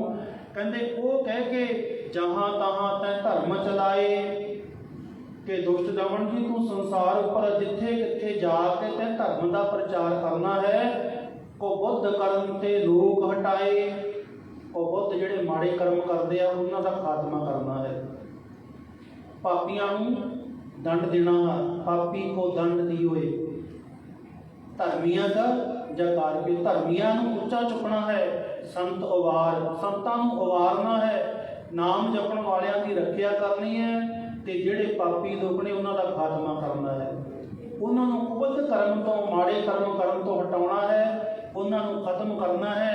कहंदे ये सिੱਖਿਆ दे के अकाल पुरख ने मैनू भेजिया, ते जदों मैं आउण लग्या फिर ठाण भयो मैं जोर कर, बचन कहा सिर न्याए। कहंदे मैं दुन्ने हथ जोड़ के सिर न्याय सिर नीमा करके अकाल पुरख के अगे बेनती की है, पंथ चलै तब जगत में जब तुम करो सहाय। भी हे अकाल पुरख, ये जिहड़ा पंथ है ना, ये तां ही चल सकदा जे तू कृपा करें, एडा वड्डा काम करना मेरी वस दा नहीं है। एक नवां पंथ चलाउणा, क्योंकि जिहड़े पहले पंथ चल रहे सन उन्हां दे विच आपो तापी वड्डा टुक्की हो रही है, हर थां ते कतलेआम हो रहा है, इस करके तू एक वखरा रास्ता एक नवां पंथ चलाउणा है। महाराज कहंदे वो मैं तां ही कर सकांगा जे तू मेरे सिर दे उपर हथ रखेगा। कहंदे क्यों? अकाल पुरख ने मैनू ये सारियां ताकतां दे के अपना पुत्र नवार के ये सारी आग्ञा दे के भेजिया कि हुण तू संसार दे उपर जा। मुर पित पूर्व की अस प्याना, भांत भांत के तीरथ नाना। कहते दूसरे पासे मेरे माता पिता जी पूर्व दिशा दे विच होर आसे पासे सारियां ते भांत भांत थां दे उपर कुरुक्षेत्र का इतिहास होंदा, कई इतिहास होंदे जो महाराज घूमते घूमते उदों चक्कर लाया बहुत दुनिया के विच। कहते इउं जाते जाते जब ही जात तरवैणी भये। तरवैणी एक हिंदुआं का तीर्थ है, वो जगह से महाराज गए। तरवैणी तो भाव है जिथे तीन नदियां इकट्ठियां होंदियां, जिथे दो इकट्ठियां होण नूं कहंदे संगम, जिथे तीन इकट्ठियां होंदियां उहनूं कहंदे तरवैणी। ਇਸੇ ਕਰਕੇ ਮਹਾਰਾਜ ਕਹਿੰਦੇ ਇਸ ਤਰ੍ਹਾਂ ਜਦੋਂ ਦੁਨੀਆ ਨੂੰ ਤਾਰਦੇ ਮੇਰੇ ਮਾਤਾ ਪਿਤਾ ਜੀ ਸਾਰਾ ਪਰਿਵਾਰ ਤ੍ਰਿਵੇਣੀ ਤੇ ਪਹੁੰਚ ਗਏ ਨੇ। ਪੁੰਨ ਦਾਨ ਦਿਨ ਤਰਤ ਬਿਤਾਏ, ਉਹ ਥਾਂ ਤੇ ਜਾ ਕੇ ਮਹਾਰਾਜ ਨੇ ਬੜਾ ਪੁੰਨ ਦਾਨ ਕੀਤਾ, ਸਿੱਖੀ ਦਾ ਪ੍ਰਚਾਰ ਕੀਤਾ, ਭੁੱਲਿਆਂ ਭਟਕਿਆਂ ਹੋਇਆਂ ਨੂੰ ਸਿੱਧੇ ਰਾਹ ਦੇ ਉੱਪਰ ਲਾਇਆ, ਜਿਹੜੇ ਭੁੱਖੇ ਨੰਗੇ ਉਹਨਾਂ ਦੀ ਮਦਦ ਕੀਤੀ ਹੈ। ਭਾਵ ਕਹਿੰਦੇ ਉੱਥੇ ਕਈ ਦਿਨ ਮਹਾਰਾਜ ਨੇ ਬਿਤਾਏ ਨੇ, ਬਹੁਤ ਭਲੇ ਦੇ ਕੰਮ ਕੀਤੇ ਆ, ਦੁਨੀਆ ਨੂੰ ਪ੍ਰਚਾਰ ਕੀਤਾ। ਮਹਾਰਾਜ ਕਹਿੰਦੇ ਫਿਰ ਕਹਿੰਦੇ ਤਹੀਂ ਪ੍ਰਕਾਸ਼ ਹਮਾਰਾ ਭਇਓ। ਮਹਾਰਾਜ ਕਹਿੰਦੇ ਉਹ ਜਗ੍ਹਾ ਤੇ ਮੇਰਾ ਜਿਹੜਾ ਪ੍ਰਕਾਸ਼ ਸੀ, ਜਿਹੜੀ ਜੋਤ, ਪ੍ਰਕਾਸ਼ ਤੋਂ ਮਤਲਬ ਹੈ ਜੋਤ, ਕਿ ਜਿਹੜੀ ਜੋਤ ਸੀ ਮੇਰੀ ਜੋਤ, ਉੱਥੇ ਜਾ ਕੇ ਤ੍ਰਿਵੇਣੀ ਤੇ ਮਾਤਾ ਜੀ ਦੇ ਉਦਰ ਵਿੱਚ ਆ ਗਈ। ਤਹੀਂ ਪ੍ਰਕਾਸ਼ ਹਮਾਰਾ ਭਇਓ, ਕਹਿੰਦੇ ਉਹ ਜਗ੍ਹਾ ਤੇ ਮੇਰਾ ਜਿਹੜਾ ਪ੍ਰਕਾਸ਼ ਸੀ, ਮੇਰੀ ਜੋਤ ਸੀ, ਉਹ ਮਾਤਾ ਜੀ ਦੇ ਉਦਰ ਵਿੱਚ ਆਈ। ਉਹਦੇ ਤੋਂ ਬਾਅਦ ਫਿਰ ਮੇਰੇ ਮਾਤਾ ਪਿਤਾ ਜੀ ਗੁਰੂ ਤੇਗ ਬਹਾਦਰ ਜੀ ਪਟਨਾ ਸਾਹਿਬ ਗਏ ਆ। ਪਟਨਾ ਸਾਹਿਬ ਆਪਣੇ ਪਰਿਵਾਰ ਨੂੰ ਛੱਡ ਕੇ ਗੁਰੂ ਤੇਗ ਬਹਾਦਰ ਚਲੇ ਜਾਂਦੇ ਆ ਅਸਾਮ ਦੇ ਵਿੱਚ, ਕਿਉਂਕਿ ਉਦੋਂ ਇਹ ਖਬਰ ਖੁਸ਼ੀ ਦੀ ਮਿਲ ਜਾਂਦੀ ਹੈ ਕਿ ਬੱਚਾ ਹੋਣ ਵਾਲਾ ਹੈ, ਪੇਟ ਵਿੱਚ ਬੱਚੇ ਨੇ ਧਾਰਨ ਕਰ ਲਿਆ ਹੈ। ਇਸ ਕਰਕੇ ਗੁਰੂ ਸਾਹਿਬ ਜੀ ਫਿਰ ਨਾਲ ਹੀ ਲੈ ਕੇ ਵੀ ਨਾਲ ਤੁਸੀਂ ਤੁਰਨਾ, ਦੂਰ ਜਾਣਾ ਤੁਹਾਡੇ ਵਾਸਤੇ ਠੀਕ ਨਹੀਂ ਹੈ। ਇਸ ਕਰਕੇ ਮਾਤਾ ਗੁਜਰੀ ਜੀ ਨੂੰ ਤੇ ਆਪਣੀ ਮਾਤਾ ਨਾਨਕੀ ਜੀ ਨੂੰ, ਤੇ ਮਾਤਾ ਗੁਜਰੀ ਦਾ ਭਰਾ ਸੀ ਕਿਰਪਾਲ ਚੰਦ ਜੀ ਦਾ ਨਾਮ ਆਇਆ, ਤੇ ਹੋਰ ਕਈ ਸਿੱਖ, ਭਾਈ ਦਿਆਲਾ ਜੀ ਵਰਗੇ ਜਿਹੜੇ ਬਾਅਦ ਵਿੱਚ ਸ਼ਹੀਦ ਹੋਏ ਆ, ਇਹ ਸਾਰੇ ਨਾਲ ਸਨ। ਇਹ ਸਾਰਿਆਂ ਦੀ ਡਿਊਟੀ ਉੱਥੇ ਲਾ ਕੇ ਵੀ ਤੁਸੀਂ ਮਾਤਾ ਗੁਜਰ ਕੌਰ ਤੇ ਮਾਤਾ ਨਾਨਕੀ ਜੀ ਦਾ ਖਿਆਲ ਰੱਖਣਾ ਹੈ, ਔਰ ਇਹਨਾਂ ਨੂੰ ਹਰ ਤਰ੍ਹਾਂ ਦੀ ਸਹੂਲਤ ਜਿਹੜੀਆਂ ਆਪ ਮਹਾਰਾਜ ਚਲੇ ਜਾਂਦੇ ਉੱਥੋਂ। ਮਹਾਰਾਜ ਕਹਿੰਦੇ ਫਿਰ ਪਟਨਾ ਸ਼ਹਿਰ ਵਿਖੇ ਭਵ ਲਇਓ, ਕਹਿੰਦੇ ਫਿਰ ਉਹ ਜਗ੍ਹਾ ਦੇ ਉੱਪਰ ਪਟਨਾ ਸ਼ਹਿਰ, ਉਹ ਇਤਿਹਾਸ ਵੱਖਰਾ ਆਪਾਂ ਸੁਣਾ ਨਹੀਂ ਸਕਦੇ ਕਿ ਉੱਥੇ ਗੁਰੂ ਨਾਨਕ ਪਾਤਸ਼ਾਹ ਪਹਿਲਾਂ ਗਏ ਸੀ। ਤੁਸੀਂ ਸੁਣਿਆ ਹੋਣਾ ਉੱਥੇ ਹੀਰਾ ਵੇਚਿਆ, ਜੌਹਰੀ ਹੁੰਦਾ ਸੀ ਉੱਥੇ, ਜੌਹਰੀ ਨੂੰ ਫਿਰ ਵਚਨ ਕੀਤੇ ਹੋਏ ਸਨ। ਜੌਹਰੀ ਕਹਿੰਦਾ ਸੀ ਮਹਾਰਾਜ ਮੇਰੇ ਘਰ ਦੇ ਵਿੱਚ ਰਹੋ, ਮੇਰੀ ਹਵੇਲੀ ਦੇ ਵਿੱਚ ਰਹੋ। ਤੇ ਗੁਰੂ ਨਾਨਕ ਪਾਤਸ਼ਾਹ ਮਹਾਰਾਜ ਕਹਿਣ ਲੱਗੇ ਵੀ ਜੌਹਰੀ ਹੁਣ ਤੇ ਸਮਾਂ ਨਹੀਂ ਹੈ, ਸਾਲ ਸਰਾਏ ਜੌਹਰੀ ਸੀ ਵੀ ਇਹ ਸਾਲ ਸਰਾਏ ਹੁਣ ਤੇ ਸਮਾਂ ਨਹੀਂ ਹੈ, ਪਰ 10ਵੇਂ ਜਾਮੇ 'ਚ ਤੇਰੇ ਘਰ ਵਿੱਚ ਅਸੀਂ ਜਨਮ ਲਵਾਂਗੇ, ਤੂੰ ਹੁਣ ਕਹਿੰਦਾ ਕਈ ਦਿਨ ਰਹੋ, ਕਈ ਸਾਲ ਅਸੀਂ ਤੇਰੇ ਗਲੀਆਂ 'ਚ ਖੇਡਾਂਗੇ। ਇਹ ਬਚਨ ਗੁਰੂ ਨਾਨਕ ਪਾਤਸ਼ਾਹ ਦੇ ਕੀਤੇ ਹੋਏ ਸਨ। ਇਸ ਕਰਕੇ ਉਹ ਜਗ੍ਹਾ ਤੇ ਮਾਤਾ ਜੀ ਨੂੰ ਛੱਡ ਕੇ ਗਿਆ, ਉਸੇ ਹਵੇਲੀ ਵਿੱਚ ਜਿਹੜੀ ਸਾਲ ਸਰਾਏ ਜੌਹਰੀ ਦਾ ਘਰ ਸੀ ਹਵੇਲੀ, ਉਹਦੇ ਵਿੱਚ ਛੱਡ ਕੇ ਗਏ ਆ। ਔਰ ਉਸੇ ਥਾਂ ਤੇ ਹੁਣ ਤਖਤ ਬਣਿਆ ਹੋਇਆ ਆਪਣਾ ਜੋ ਤਖਤ ਹੈ ਪਟਨਾ ਸਾਹਿਬ, ਉਹ ਘਰ ਦੇ ਵਿੱਚ ਛੱਡ ਕੇ ਗਏ ਆ। ਇੱਕ ਤੇ ਗੁਰੂ ਨਾਨਕ ਪਾਤਸ਼ਾਹ ਦਾ ਕੀਤਾ ਹੋਇਆ ਵਚਨ ਪੂਰਾ ਕਰਨਾ, ਔਰ ਦੂਸਰਾ ਵੀ ਉਸ ਸਮੇਂ ਮਾਤਾ ਜੀ ਨੂੰ ਤੁਰਨਾ ਫਿਰਨਾ ਬਹੁਤਾ ਚੰਗਾ ਨਹੀਂ ਸੀ। ਮਹਾਰਾਜ ਛੱਡ ਕੇ ਅਸਾਮ ਚਲੇ ਗਏ ਨੇ, ਤੇ ਮਗਰੋਂ ਮਹਾਰਾਜ ਕਹਿੰਦੇ ਤਹੀਂ ਪ੍ਰਕਾਸ਼ ਹਮਾਰਾ ਭਇਓ, ਪਟਨਾ ਸ਼ਹਿਰ ਵਿਖੇ ਭਵ ਲਇਓ। ਫਿਰ ਕਹਿੰਦੇ ਮੈਂ ਪਟਨਾ ਸ਼ਹਿਰ ਦੇ ਵਿੱਚ ਉੱਥੇ ਅਵਤਾਰ ਧਾਰਨ ਕੀਤਾ, ਉੱਥੇ ਮੇਰਾ ਪ੍ਰਕਾਸ਼ ਹੋਇਆ। ਤੇ ਉਹ ਜਗ੍ਹਾ ਦੇ ਉੱਪਰ 5-6 ਸਾਲ ਦੇ ਕਰੀਬ ਮਹਾਰਾਜ ਉੱਥੇ ਰਹੇ ਆ।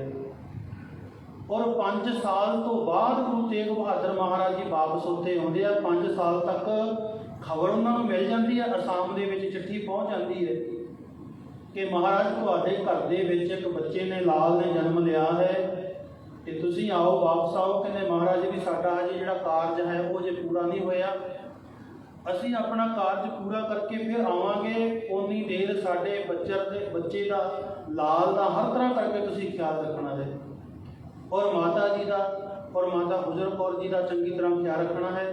ਹਰ ਤਰ੍ਹਾਂ ਦੀਆਂ ਖੁਸ਼ੀਆਂ ਉੱਥੇ ਮਨਾਉਣੀਆਂ ਨੇ, ਔਰ ਗਰੀਬਾਂ ਦੀ ਮਦਦ ਕਰਨੀ ਹੈ। ਧਨ ਦੌਲਤ ਵਸਤਰ ਜੋ ਵੀ ਚਾਹੀਦਾ ਹਰ ਕੋਈ ਚੀਜ਼ ਦੇਣੀ ਕਿਸੇ ਨੂੰ। ਇਹ ਸਾਧ ਸੰਗਤ ਜੀ ਸਾਰੇ ਚਿੱਠੀ ਦੇ ਵਿੱਚ ਮਹਾਰਾਜ ਵਚਨ ਕਰਕੇ ਭੇਜਦੇ ਆ, ਤੇ ਆਪ 5 ਸਾਲਾਂ ਦੇ ਬਾਅਦ ਵਾਪਸ ਆਉਂਦੇ ਆ। ਜਦੋਂ ਆਉਂਦੇ ਆ ਉਦੋਂ ਗੁਰੂ ਗੋਬਿੰਦ ਸਿੰਘ ਮਹਾਰਾਜ ਦਾ ਨਾਮ ਹੈ ਗੋਬਿੰਦ ਰਾਏ। 5 ਸਾਲ ਦੀ ਉਮਰ 'ਚ ਪਤਾ ਲੱਗਦਾ ਹੈ ਕਿ ਸਾਡੇ ਪਿਤਾ ਜੀ ਆ ਰਹੇ ਹੈ। ਸਾਧ ਸੰਗਤ ਜੀ ਉੱਥੇ ਬੱਚਿਆਂ ਦੇ ਨਾਲ ਬਹੁਤ ਪਿਆਰ ਬਣ ਚੁੱਕਿਆ ਹੈ। ਹਰ ਰੋਜ਼ 15-15 20 ਟੋਲੀ ਬਣਾ ਕੇ ਖੇਡਦੇ ਆ। ਗਲੇਲਾਂ ਹੁੰਦੀਆਂ ਸੀ, ਉਹ ਗਲੇਲਾਂ ਨਾਲ ਖੇਡਦੇ ਆ। ਤੇ ਜਦੋਂ ਪਤਾ ਲੱਗ ਜਾਂਦਾ ਵੀ ਸਾਡੇ ਪਿਤਾ ਜੀ ਆ ਰਹੇ ਨੇ, ਤੇ ਆਪਣੇ ਘਰ ਤੋਂ ਬਾਹਰ ਗੁਰਦੁਆਰਾ ਬਣਿਆ ਹੋਇਆ ਸਾਧ ਸੰਗਤ ਜੀ, ਜਿਹੜਾ ਉੱਥੋਂ ਦੇ 2 ਪਠਾਨ ਸੀ, ਉਹਨਾਂ ਦਾ ਇੱਕ ਬਾਗ ਸੀ ਜਿਹੜਾ ਸੁੱਕਾ ਪਿਆ ਸੀ। ਉਹ ਜਗ੍ਹਾ ਤੇ ਮਹਾਰਾਜ ਆਪਣੇ ਸਾਥੀ ਨੂੰ ਲੈ ਕੇ ਮੂਹਰੇ ਸਤਿਕਾਰ ਕਰਨ ਵਾਸਤੇ ਪਹੁੰਚ ਜਾਂਦੇ ਵੀ ਸਾਡੇ ਪਿਤਾ ਜੀ ਆਉਣਗੇ, ਉਹਨਾਂ ਨੂੰ ਉੱਥੇ ਮਿਲਾਂਗੇ। ਉਹ ਜਗ੍ਹਾ ਤੇ ਪਹਿਲੀ ਵਾਰ ਗੁਰੂ ਤੇਗ ਬਹਾਦਰ ਆਪਣੇ ਪੁੱਤਰ ਗੋਬਿੰਦ ਰਾਏ ਨੂੰ ਮਿਲਦੇ ਆ ਜਦੋਂ ਉਮਰ 5 ਸਾਲ ਦੀ ਹੋ ਚੁੱਕੀ ਹੁੰਦੀ ਹੈ। ਉਦੋਂ ਮਿਲਦੇ ਆ ਬੜੇ ਪਿਆਰ ਨਾਲ, ਤੇ ਉਦੋਂ ਸੁੱਕਿਆ ਹੋਇਆ ਉਹ ਬਾਗ ਹਰਾ ਹੋ ਜਾਂਦਾ। ਫਿਰ ਉਹ ਜਿਹੜੇ ਪਠਾਨ ਸੀ ਉਹ ਗੁਰੂ ਘਰ ਨੂੰ ਉਹ ਬਾਗ ਦੇ ਦਿੰਦੇ ਆ। ਪਤਾ ਨਹੀਂ ਲੱਗਦਾ, ਸਾਰੀ ਕਹਾਣੀ ਦਾ ਉਹ ਜਗ੍ਹਾ ਤੇ ਮਿਲਾਪ ਹੋਇਆ। ਭਾਵ ਮਹਾਰਾਜ ਕਹਿੰਦੇ ਇਸ ਤਰ੍ਹਾਂ ਮੈਂ 5 ਸਾਲ ਤੱਕ ਪਟਨਾ ਸਾਹਿਬ ਦੀ ਧਰਤੀ ਦੇ ਉੱਪਰ ਰਿਹਾ। ਉੱਥੇ ਬੜੇ ਲਾਡਾਂ ਪਿਆਰਾਂ ਦੇ ਨਾਲ ਮੈਨੂੰ ਪਾਲਿਆ ਗਿਆ। ਉਹਦੇ ਤੋਂ ਬਾਅਦ ਕਹਿੰਦੇ ਮਦਰ ਦੇਸ ਹਮ ਕੋ ਲੈ ਆਏ। ਮਦਰ ਦੇਸ ਆਪਾਂ ਕਹਿੰਦੇ ਮਾਂ ਬੋਲੀ, ਮਦਰ ਦੇਸ ਮਾਂ ਦਾ ਦੇਸ਼, ਕਿਹੜਾ ਵੀ ਆਪਣਾ ਦੇਸ਼, ਆਪਣਾ ਥਾਂ। ਉਹ ਕਿਹਨੂੰ ਗਿਆ? ਉੱਥੇ ਗਿਆ ਪੰਜਾਬ ਦੀ ਧਰਤੀ ਨੂੰ। ਮਦਰ ਦੇਸ ਪੰਜਾਬ ਦੀ ਧਰਤੀ, ਕਿ ਜਿਹੜੀ ਸਾਡੀ ਆਪਣੀ ਧਰਤੀ ਸੀ। ਕਹਿੰਦੇ ਜਦੋਂ ਮੇਰੀ ਉਮਰ 5 ਸਾਲ ਤੋਂ ਉੱਪਰ ਹੋਈ ਹੈ, ਮਦਰ ਦੇਸ ਹਮ ਕੋ ਲੈ ਆਏ, ਮੈਨੂੰ ਉਹ ਧਰਤੀ ਦੇ ਉੱਪਰ ਲੈ ਕੇ ਆ ਗਏ ਹੈ। ਕਿਉਂਕਿ ਜਿਹੜੀ ਆਨੰਦਪੁਰ ਸਾਹਿਬ ਦੀ ਧਰਤੀ ਹੈ, ਇਹ ਗੁਰੂ ਤੇਗ ਬਹਾਦਰ ਮਹਾਰਾਜ ਜੀ ਨੇ ਆਪ ਖਰੀਦੀ ਹੋਈ ਜਗ੍ਹਾ, ਤਾਂ ਕਰਕੇ ਉਹਨੂੰ ਮਦਰ ਦੇਸ ਮਾਂ ਆਪਣਾ ਘਰ ਕਿਹਾ। ਇਹ ਸਾਧ ਸੰਗਤ ਜੀ ਇੱਕ ਪਿੰਡ ਸੀ ਮਾਖੋਵਾਲ, ਜਿਹੜਾ ਗੁਰੂ ਤੇਗ ਬਹਾਦਰ ਮਹਾਰਾਜ ਨੇ ਰਾਜਾ ਤਾਰਾ ਚੰਦ ਮਰ ਗਿਆ ਸੀ, ਉਹਦੀ ਰਾਣੀ ਉਹਦੇ ਕੋਲੋਂ ਖਰੀਦੀ ਸੀ ਜਗ੍ਹਾ। ਇਹ ਪਿੰਡ ਮੁੱਲ ਖਰੀਦਿਆ ਸੀ। ਮੁੱਲ ਖਰੀਦ ਕੇ ਇਹਦਾ ਨਾਮ ਰੱਖਿਆ ਸੀ, ਪਹਿਲਾ ਨਾਮ ਸੀ ਇਹਦਾ ਚੱਕ ਨਾਨਕੀ, ਆਪਣੇ ਮਾਤਾ ਜੀ ਦੇ ਨਾਮ ਤੇ ਪਿੰਡ ਰੱਖਿਆ। ਜਦੋਂ ਤੱਕ ਗੁਰੂ ਗੋਬਿੰਦ ਸਿੰਘ ਮਹਾਰਾਜ ਜੀ ਅਜੇ ਉੱਥੇ ਗਏ ਨਹੀਂ ਸਨ, ਉਦੋਂ ਉਹਦਾ ਨਾਮ ਸੀ ਚੱਕ ਨਾਨਕੀ। ਆਨੰਦਪੁਰ ਸਾਹਿਬ ਉਹਦਾ ਬਾਅਦ ਵਿੱਚ ਨਾਮ ਬਣਦਾ ਹੈ। ਕਹਿੰਦੇ ਇਸੇ ਤਰ੍ਹਾਂ ਮਦਰ ਦੇਸ ਹਮ ਕੋ ਲੈ ਆਏ, ਭਾਂਤ ਭਾਂਤ ਦਾਈ ਆਨੰਦ ਕਰਾਏ। ਉਦੋਂ ਸਾਧ ਸੰਗਤ ਦੀ 7 ਸਾਲ ਦੇ ਕਰੀਬ ਉਮਰ ਹੋ ਜਾਂਦੀ ਹੈ। ਪਹਿਲਾਂ ਤੇ ਗੁਰੂ ਤੇਗ ਬਹਾਦਰ 5 ਸਾਲ ਦੀ ਉਮਰ 'ਚ ਮਿਲੇ ਹੈ। ਉੱਥੇ ਕੁਝ ਦਿਨ ਰਹਿ ਕੇ ਫਿਰ ਪੰਜਾਬ ਆ ਜਾਂਦੇ ਆ। ਫਿਰ 2 ਸਾਲ ਫਿਰ ਬੀਤ ਜਾਂਦੇ ਆ ਕਿ 7 ਸਾਲ ਦੀ ਉਮਰ ਬਾਅਦ ਫਿਰ ਦੁਬਾਰਾ ਮਿਲਦੇ ਆ। ਜਦੋਂ ਪਿਓ ਤੇ ਪੁੱਤਰ ਮਿਲਦੇ ਆ ਤੇ ਉਦੋਂ ਕਹਿੰਦੇ ਆ ਕਿ ਪੁੱਤਰ ਬੜਾ ਆਨੰਦ ਆਇਆ, ਤੇ ਉਦੋਂ ਦਾ ਨਾਮ ਆਨੰਦਪੁਰ ਰੱਖਿਆ ਜਾਂਦਾ ਹੈ। ਜਦੋਂ ਗੋਬਿੰਦ ਰਾਏ ਜੀ ਆਨੰਦਪੁਰ ਸਾਹਿਬ ਪਹੁੰਚਦੇ ਆ 7 ਸਾਲ ਦੀ ਉਮਰ 'ਚ, ਉਦੋਂ ਚੱਕ ਨਾਨਕੀ ਤੋਂ ਨਾਮ ਬਦਲ ਕੇ ਉਹਦਾ ਆਨੰਦਪੁਰ ਜਿਹੜਾ ਸ਼ਹਿਰ ਨਾਮ ਫਿਰ ਰੱਖਿਆ ਜਾਂਦਾ ਹੈ। ਕਹਿੰਦੇ ਭਾਂਤ ਭਾਂਤ ਦਾਈ ਆਨੰਦ ਕਰਾਏ। ਕਹਿੰਦੇ ਉੱਥੇ ਵੀ ਆ ਕੇ ਮੈਨੂੰ ਆਨੰਦਪੁਰ ਸਾਹਿਬ ਧਰਤੀ ਉੱਪਰ ਭਾਂਤ ਭਾਂਤ ਅਨੇਕ ਤਰ੍ਹਾਂ ਦੇ ਦਾਈਆਂ ਨੂੰ ਦੁਲਰਾਏ, ਕਈ ਤਰ੍ਹਾਂ ਦੇ ਮੈਨੂੰ ਲਾਡ ਪਿਆਰ ਲੜਾਏ ਗਏ। ਬੜੇ ਤਰ੍ਹਾਂ ਦਾ ਮੇਰੇ ਨਾਲ ਪਿਆਰ ਕੀਤਾ। ਕੀਨੀ ਅਨਕ ਭਾਂਤ ਤਨ ਰੱਖਿਆ, ਮੇਰੇ ਤਨ ਦੀ ਰੱਖਿਆ ਕਰਨ ਵਾਸਤੇ ਅਨੇਕਾਂ ਤਰ੍ਹਾਂ ਦੇ ਸਾਧਨ ਬਣਾਏ ਗਏ। ਮੈਨੂੰ ਸੰਭਾਲ ਵਾਸਤੇ ਬੜੇ ਤਰੀਕੇ ਵਰਤੇ ਗਏ। ਦੀਨੀ ਭਾਂਤ ਭਾਂਤ ਕੀ ਸਿੱਖਿਆ, ਸਿੱਖਿਆ ਕਹਿੰਦੇ ਆ ਵਿਦਿਆ। ਕਹਿੰਦੇ ਭਾਂਤ ਭਾਂਤ ਅਨੇਕਾਂ ਤਰ੍ਹਾਂ ਦੀ ਵਿਦਿਆ। ਵਿਦਿਆ ਇਕੱਲੀ ਇਹ ਨਹੀਂ ਵੀ ਆਪਾਂ ਸਕੂਲ ਵਿੱਚ ਪੜ੍ਹਦੇ ਹਾਂ, ਵਿਦਿਆ ਹੋਰ ਵੀ ਬੜੀਆਂ ਨੇ। ਸ਼ਾਸਤਰਾਂ ਦੀ ਵੀ ਵਿਦਿਆ ਹੈ, ਤੀਰ ਚਲਾਉਣੀ ਵਿਦਿਆ ਹੈ, ਕਿਰਪਾਨ ਚਲਾਉਣੀ ਵਿਦਿਆ, ਘੋੜ ਸਵਾਰੀ ਕਰਨੀ, ਤੈਰਾਕੀ, ਤੈਰਨਾ, ਸਾਹ ਸੰਗਰਾਵਲ ਚਲਾਉਣੀ, ਬਹੁਤ ਤਰ੍ਹਾਂ ਦੀ ਵਿਦਿਆ। ਮਹਾਰਾਜ ਕਹਿੰਦੇ ਜਿਹੜੀ ਸਾਰੀ ਵਿਦਿਆ ਮੈਨੂੰ ਭਾਂਤ ਭਾਂਤ ਅਨੇਕਾਂ ਤਰ੍ਹਾਂ ਦੀ ਵਿਦਿਆ ਆਨੰਦਪੁਰ ਸਾਹਿਬ ਦੀ ਧਰਤੀ ਉੱਪਰ ਦਿੱਤੀ ਗਈ ਹੈ। ਜਬ ਹਮ ਧਰਮ ਕਰਮ ਮੁਆਏ, ਦੇਵ ਲੋਕ ਤਬ ਪਿਤਾ ਸਿਧਾਏ। ਕਹਿੰਦੇ ਜਦੋਂ ਅਸੀਂ ਧਰਮ ਕਰਮ ਦੇ ਭਾਵ ਸਮਝਣ ਜੋਗੇ ਹੋਏ, 9 ਸਾਲ ਦੀ ਉਮਰ ਹੋਈ ਹੈ, ਜਦੋਂ ਕਿ ਮੈਂ ਦੁਨੀਆਦਾਰੀ ਨੂੰ ਸਮਝਣ ਲੱਗਿਆ ਹੈ, ਉਦੋਂ ਕਹਿੰਦੇ ਸਮਾਂ ਕਿਹੋ ਜਿਹਾ ਬਣਿਆ ਹੈ ਕਿ ਮੇਰੇ ਪਿਤਾ ਜੀ ਜਿਹੜੇ ਸੀ ਉਹ ਦੇਵ ਲੋਕ ਪਧਾਰ ਗਏ ਹੈ, ਉਹ ਚਲੇ ਗਏ ਨੇ। ਮਹਾਰਾਜ ਕਹਿੰਦੇ ਵੀ ਇਹ ਸਾਰੀ ਵਿਧ ਬਣੀ ਹੈ ਮੇਰੇ ਆਉਣ ਦੀ, ਇਹ ਕਾਰਨ ਪ੍ਰਭ ਮੋਹੇ ਪਠਾਇਓ, ਤਬ ਹਮ ਜਗਤ ਜਨਮ ਧਰ ਆਇਓ। ਮਹਾਰਾਜ ਕਹਿੰਦੇ ਆਹ ਸਾਰੀ ਜਿੰਨੀ ਮੈਂ ਸੁਣਾ ਦਿੱਤੀ ਨਾ ਵਿਧੀ, ਕਥਾ ਵਿੱਚ ਹੀ ਲਿਖ ਰਹੇ ਆ। ਕਹਿੰਦੇ ਜੋ ਕੁਝ ਤੁਸੀਂ ਹੁਣ ਤੱਕ ਸੁਣਿਆ ਹੈ ਉਹ ਪਿੱਛੇ ਇਹ ਸਾਰਾ ਕਾਰਨ ਬਣਿਆ ਮੇਰੇ ਸੰਸਾਰ ਉੱਪਰ ਆਉਣ ਦਾ, ਮੇਰੇ ਜਨਮ ਲੈਣ ਦਾ। ਤਾਂ ਕਰਕੇ ਕਹਿੰਦੇ ਮੈਂ ਜਗਤ ਦੇ ਵਿੱਚ ਜਨਮ ਲੈ ਕੇ ਆਇਆ। ਜਿਮ ਤਿਮ ਕਹੀ ਤਿਵੇਂ ਤਿਮ ਕਹਿ ਹੋ। ਮਹਾਰਾਜ ਕਹਿੰਦੇ ਮੈਂ ਜੋ ਕੁਝ ਲਿਖ ਰਿਹਾ ਨਾ, ਮੈਂ ਉਹੀ ਕੁਝ ਲਿਖਿਆ ਜੋ ਕੁਝ ਮੈਨੂੰ ਪਰਮਾਤਮਾ ਨੇ ਕਿਹਾ, ਮੈਂ ਆਪਣੇ ਕੋਲੋਂ ਨਹੀਂ ਕੁਝ ਲਿਖ ਰਿਹਾ। ਜਿਮ ਤਿਮ ਕਹੀ, ਜਿਵੇਂ ਕਿਵੇਂ ਕਿ ਮੈਨੂੰ ਅਕਾਲ ਪੁਰਖ ਨੇ ਕਿਹਾ ਦੁਸ਼ਟ ਦਮਨ ਦੇ ਰੂਪ ਦੇ ਵਿੱਚ ਕਿ ਦੁਸ਼ਟ ਦਮਨ ਜੀ ਸੰਸਾਰ ਉੱਪਰ ਜਾ, ਤੂੰ ਆ ਕਾਰਜ ਕਰਨੇ ਆ, ਤਿਵੇਂ ਤਿਮ ਕਹਿਓ। ਕਹਿੰਦੇ ਮੈਂ ਸੇਮ ਉਵੇਂ ਹੀ ਤੁਹਾਨੂੰ ਦੱਸ ਰਿਹਾ ਹਾਂ ਕਿ ਆਹ ਗੱਲਬਾਤ ਮੇਰੇ ਆਉਣ ਤੋਂ ਪਹਿਲਾਂ ਹੋਈ ਹੈ। ਔਰ ਕਿਸੂ ਤੇ ਬੈਰ ਨਾ ਗਿਓ। ਔਰ ਕਹਿੰਦੇ ਮੇਰਾ ਸੰਸਾਰ ਉੱਪਰ ਕਿਸੇ ਨਾਲ ਕੋਈ ਬੈਰ ਨਹੀਂ ਹੈ, ਮੇਰਾ ਕਿਸੇ ਧਰਮ ਦੇ ਨਾਲ ਕੋਈ ਵਿਰੋਧ ਨਹੀਂ ਹੈ, मेरा किसी नाल बैर नहीं है। जो हमको परमेश्वर उजर है ते सब नरक कुंड में पर है। महाराज ने कथा के विचों पहला कई नाम लए सी जिन्हां दे विच कि कौन कौन संसार उपर आए आ। दत्तात्रेय वर्गे आए है, गोरख वर्गे आए, साध संगत जी सब ने अपने अपने धर्म चलाते। जोगियां ने बखरा, इस्लाम वाले ने बखरा, दत्तात्रेय वर्गे उन्होंने हिंदू धर्म बखरा। महाराज कहते वो भेजे सी रब ने भी जाके लोगों की रखिया करो, पर उन्होंने लोगों को अपने जाल में फसा के अपने आप को रब कहाना शुरू कर दिता कि मैं रब हाँ। इस्लाम के बानी आए उन्होंने अपने आप को रब कहता कि मैं ही रब हाँ। जोगियां दे आए गोरखनाथ तो कहता मैं रब हाँ, सब कुछ मेरे को है। इस तरह महाराज जिन्ने भी मैं भेजे सब ने अपने अपने पंथ शुरू कर ले ते अपने आप को गुरु कहाउण लग गए। कहते रब का ना ही लेना भुल गए। जिन्हें भेजा उन्होंने छड्ड दिता ते अपने नाल लोगों को जोड़न लग गए। तां करके महाराज कहते भी जिहड़े जिहड़े भी अपने आप को रब कहाया सब नरक, कहते वो सारे ही नरक कुंडां विच पैणगे। अगे नूं भी जिहड़ा गुरु नाल तोड़ के अपने नाल जोड़ेगा। आप देख भी रहे हैं साध संगत जी इहो जिहड़े हुण भी है ने पैदा हुए ने जेलां 'च बैठे ना सारे नरक कुंड 'च ही पए हुए है, जिहड़े कहते जी भी वो कुछ नहीं जो कुछ आ मैं ही हाँ। इस करके महाराज ने जिहड़ा अपने आप को रब कहावेगा, रब नाल तोड़ देगा कि मैं ही सब कुछ हाँ, वो सारे नरकां दे विच ही पैणगे। भावें उदों दा समां सी ते भावें हुण दा समां है। मैं को मोह को दास तबन का जानो, जा मैं भेजन रंच बसानो। इस महाराज कहते मैनू परमात्मा का दास समझो, मैनू उहदा सेवक समझो, मेरे ते रब च भेद भी कोई नहीं है। मैं हूँ परम पुरख को दासा, देखण आयो जगत तमाशा। मैं परमात्मा का दास हाँ, मैं दुनिया का तमाशा देखने वास्ते आया। ताही अखां दे सामने शहीद हुंदे पुत्त देख लेना नहीं। साध संगत जी कौन देख सकता सी। इतिहास में बड़े जिक्रां का जिक्र आयागा। रामचंद्र जी लक्ष्मण जी नूं जदों वनवास मिलता 14 साल का, उन्हों का पिता दशरथ जे महिला तो डिग के मर जाता, पुत्तां का विछोड़ा नहीं झल सकिया। अर्जुन ने अभिमन्यु अपने पुत्र की मौत सुनी है तो हथ के विचों तलवारां छुट गई कि मैं जंग नहीं लड़दा, पुत मर गया। इस तरह साध संगत जी होर बड़े इस्लाम के जिन्हों का जिक्र किया है कि जिन्हों जिन्हों भी पुत्र का कोई दर्द सुनिया, वह पुत्र मर गया या पुत्र वह मार देना है, कहते वो तो शरीर वह चलिया ही नहीं, भाव कि बिल्कुल रह गया।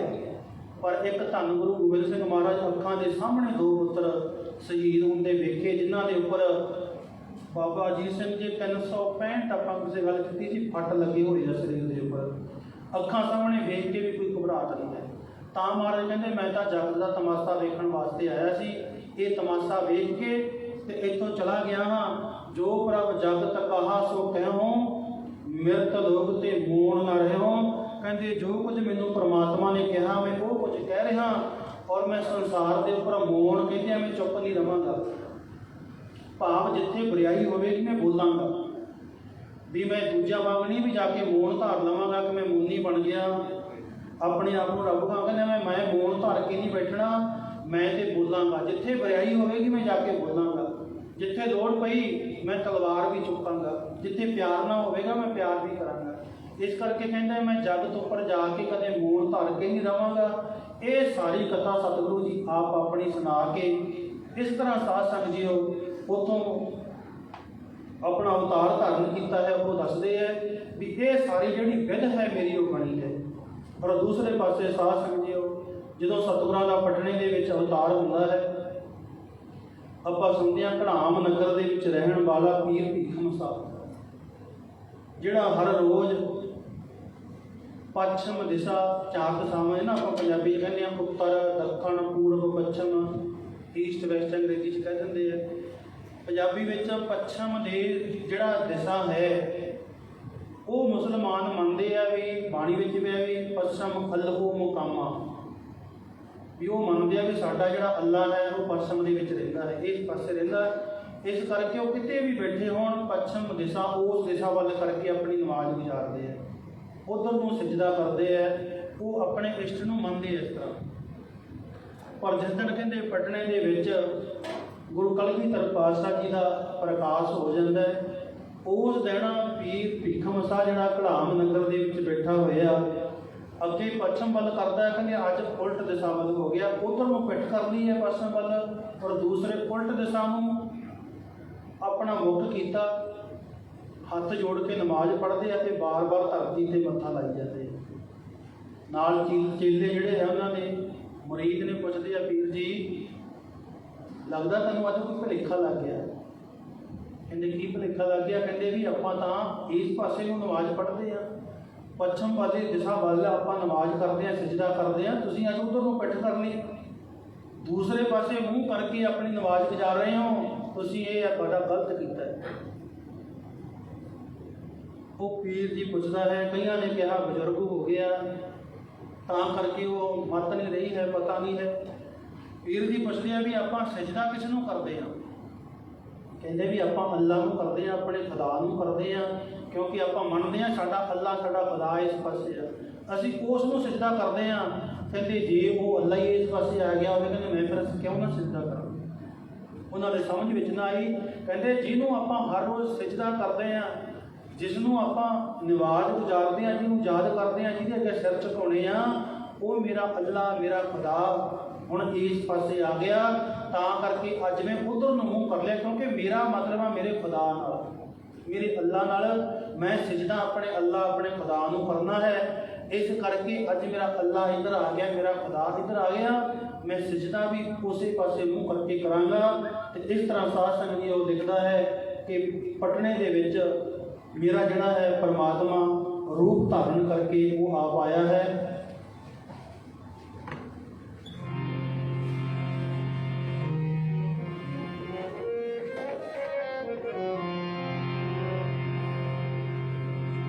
ਪਟਨੇ ਵਿੱਚ ਅੱਜ ਨੂਰ ਇਲਾਹੀ ਆ ਗਿਆ, ਪਟਨੇ ਵਿੱਚ ਅੱਜ ਨੂਰ ਇਲਾਹੀ ਆ ਗਿਆ, ਪਰ ਕੇ ਦੂਰ ਹਨੇਰਾ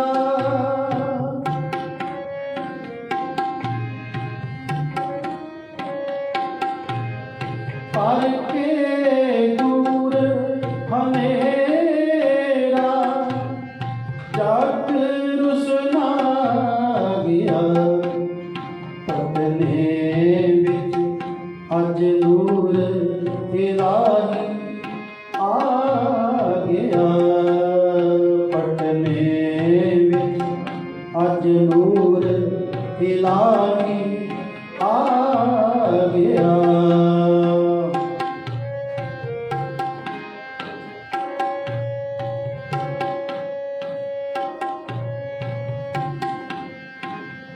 ਮਾਤਾ ਗੁਜਰੀ ਖੁਸ਼ੀਆਂ ਵਿੱਚ ਮੁਸਕਰਾਉਂਦੀ,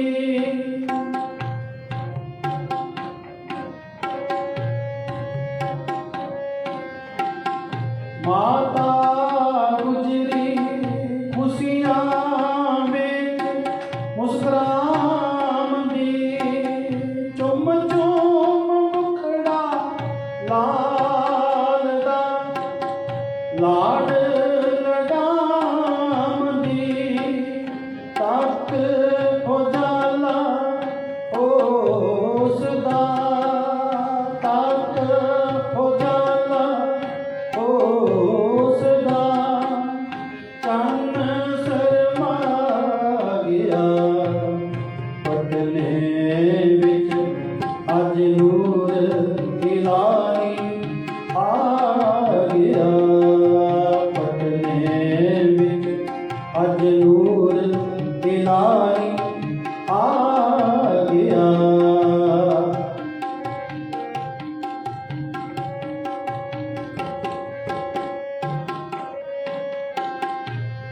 ਦੋਹਾਂ ਉੱਚੀਆਂ ਨਾਲ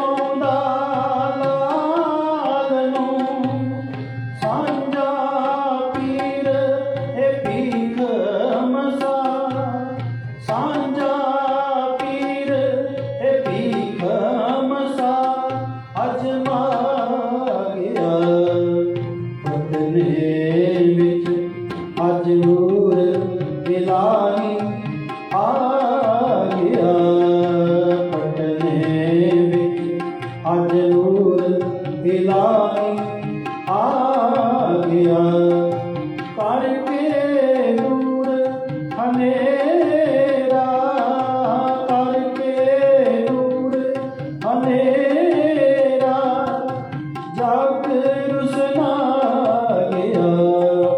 पटने विच अज नूर इलाही आ गया, पटने विच अज नूर इलाही आ गया, पटने विच अज नूर इलाही आ गया। कहन लगे अपने सेवकां नूं कि अज वो इलाही नूर, अल्लाह का नूर पटने दे विच आ गया। सो इतिहास लम्मा वो अपने सेवकां नूं लैके तैयार हो जाता है। कहने लगा कि चलो मैं अपने उस अल्लाह खुदा दे जो इलाही नूर प्रगट होया उहदे दर्शन करने वास्ते जाना। और साथ समझियो सफ़र जिहड़ा है अज भी घट्टो घट्ट भी 2 रातां राह विच लग जांदियां, पंजाब तो जाना होवे ते उस टाइम पैदल जाण दा रास्ता जिहड़ा 1700 जां 1600-1700 किलोमीटर का सफ़र है। ये सफ़र कहते पैदल तुर के असी अपने अल्लाह खुदा नूं मिलण वास्ते जाना। जिहड़े नाल मरीद है कहते पीर जी सफ़र बहुत लम्मा पटने का, कई हफ्तियां दे विच भी तय नहीं होने वाला ते और आपां तुर के जाना। तेरी उम्र बहुत वड्डी हो चुकी है, बजुर्ग हो गया है, इस उम्र दे विच इन्ना सफ़र तय करना तेरे वस की गल नहीं है। पर साध संगत जिन्हां दे अंदर महाराज गुरबाणी में लिखते हैं कि जिहड़े गुरु नाल जुड़ जाण ना, जिन्हां अंदर गुरु का प्यार बन जाए, उन्हां लई गुरबाणी में फरमाना कि गुरमुख बुढ़े कदे नहीं, जिन्हां अंतर सुत ज्ञान। कहते जिन्हां दे अंदर रब वस जाए ना वो कदे बुढ़े नहीं होंदे। बाबा बुढ़ा जी 125 साल की उम्र हो के गया, 100 साल की उम्र तो उपर सी। हरगोबिंद साहिब महाराज बहुत निक्की एक अवस्था के विच ने ते मन के विच ख्याल आ गया कि बाबा बुढ़ा जी को पहला तुर के आउंदी सी, उन्होंने वास्ते पालकी बना के दिती सी। रामदास तो वो अमृतसर आउंदे हुंदे सी मिलण वास्ते। और एक दिन ख्याल आया भी मेरा जी करता भी मैं ना बाबे बुढ़े की पालकी नूं मोढा लावां। कहते ये सोच के हुण पालकियां होंदियां सी, 4 बंदे चुकते होंदे सी, उहदे पर्दे लगे होंदे सी। बाबा बुढ़ा जी लैके आ रहे ने, कहते गुरु हरगोबिंद साहिब महाराज नंगे पैरी आप मूहरे चले गए कि क्या पर्दी ना चुक्यो, कोई दस्सिओ ना, मैं बाबे बुढ़े की पालकी नूं मोढा लावां। कहते जाके बुढ़े ने इशारा किया कि तू पासे हो जा, मैनूं मोढा ला लैण दे, मैं बाबे की सेवा करनी। कहते ज्यों ही गुरु हरगोबिंद ने मोढा लाया तो बाबा जी अंदरों बोझे, कहते भाई पालकी रोको। सारे हैरान हो गए, कहते पालकी रोको जी, मैं साल मरूं विचों। वो कहते गल की हो गई, कहते नहीं पहला पालकी रखो। पालकी के विचों निकलिया आके पैरों डिग पे क्योंकि महाराज तुसीं मेरी पालकी ने क्यों हथ लाया।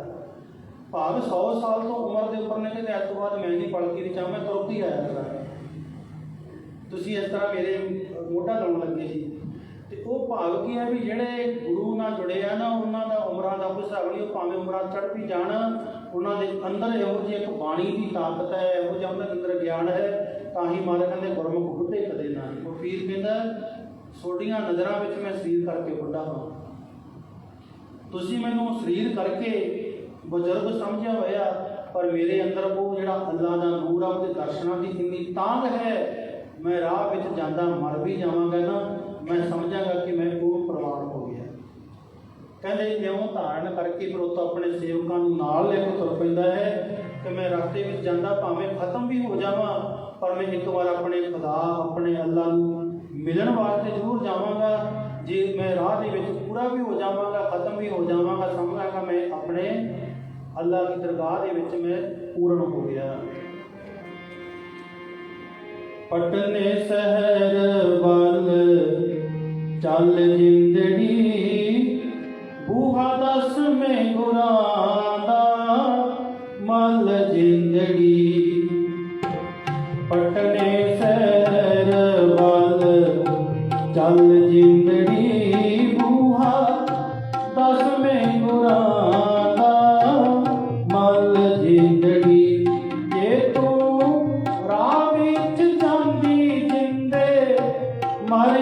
ਜਾਵੇਗੀ।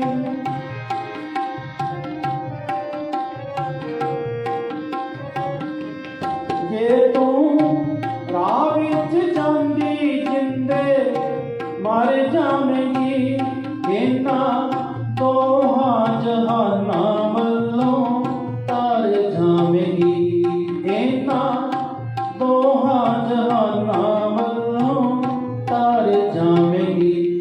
ਤੇਰੀ ਮੁਸ਼ਕਲ ਹੋ ਜਾਊ ਹੱਲ ਜ਼ਿੰਦਗੀ ਬੂਹਾ ਦਸਵੇਂ ਗੁਰਾਂ ਦਾ ਮੱਲ ਜ਼ਿੰਦਗੀ। ਪਟਨੇ ਸ਼ਹਿਰ ਵੱਲ ਚੱਲ ਜ਼ਿੰਦਗੀ ਬੂਹਾ ਦਸਵੇਂ ਗੁਰਾਂ ਦਾ ਮੱਲ ਜ਼ਿੰਦਗੀ।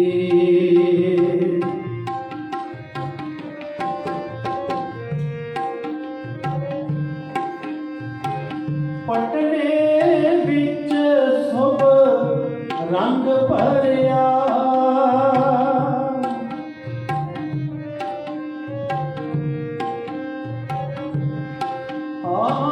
ਪਟਨੇ ਵਿੱਚ ਸੁਭ ਰੰਗ ਭਰਿਆ।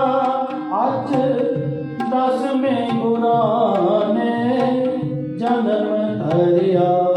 ਅੱਜ ਦਸਵੇਂ ਗੁਰਾਂ ਨੇ ਜਨਮ ਧਰਿਆ।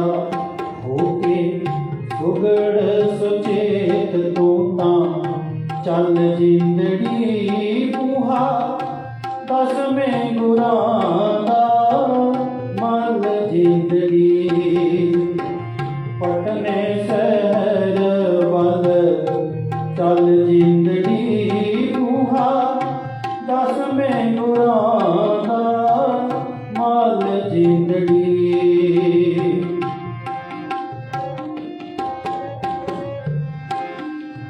ਤੂੰ ਸਿੰਗਾਰ ਅਟਲ ਸਾਹਾਂ ਦਾ ਦਸਵੇਂ ਜਾਮੇ ਆਇਆ। ਤੈਂ ਵਿਛੜੇ ਮਰਜ਼ਾਦਾ ਭੰਨਣ ਉਹਨਾਂ ਮਾਰ ਮੁਕਾਇਆ। ਨੀਲਾ ਹੋਵੇ ਘੋੜਾ ਪੈਰ ਸੁੰਦਰ ਰਕਾਬ ਜੋੜਾ ਤੀਰ ਤੇ ਕਮਾਨ ਨਾਲ ਆਓ ਕਰ ਸਜ ਤਜ। ਬੰਕੀ ਕਟਾਰ ਪੰਜੇ ਲਾਏ ਹਥਿਆਰ ਪਿੱਛੇ ਫੌਜਾਂ ਦੀ ਕਤਾਰ ਨਾਲ ਹੁੰਦੀ ਆਵੇ ਗੱਜ ਗੱਜ।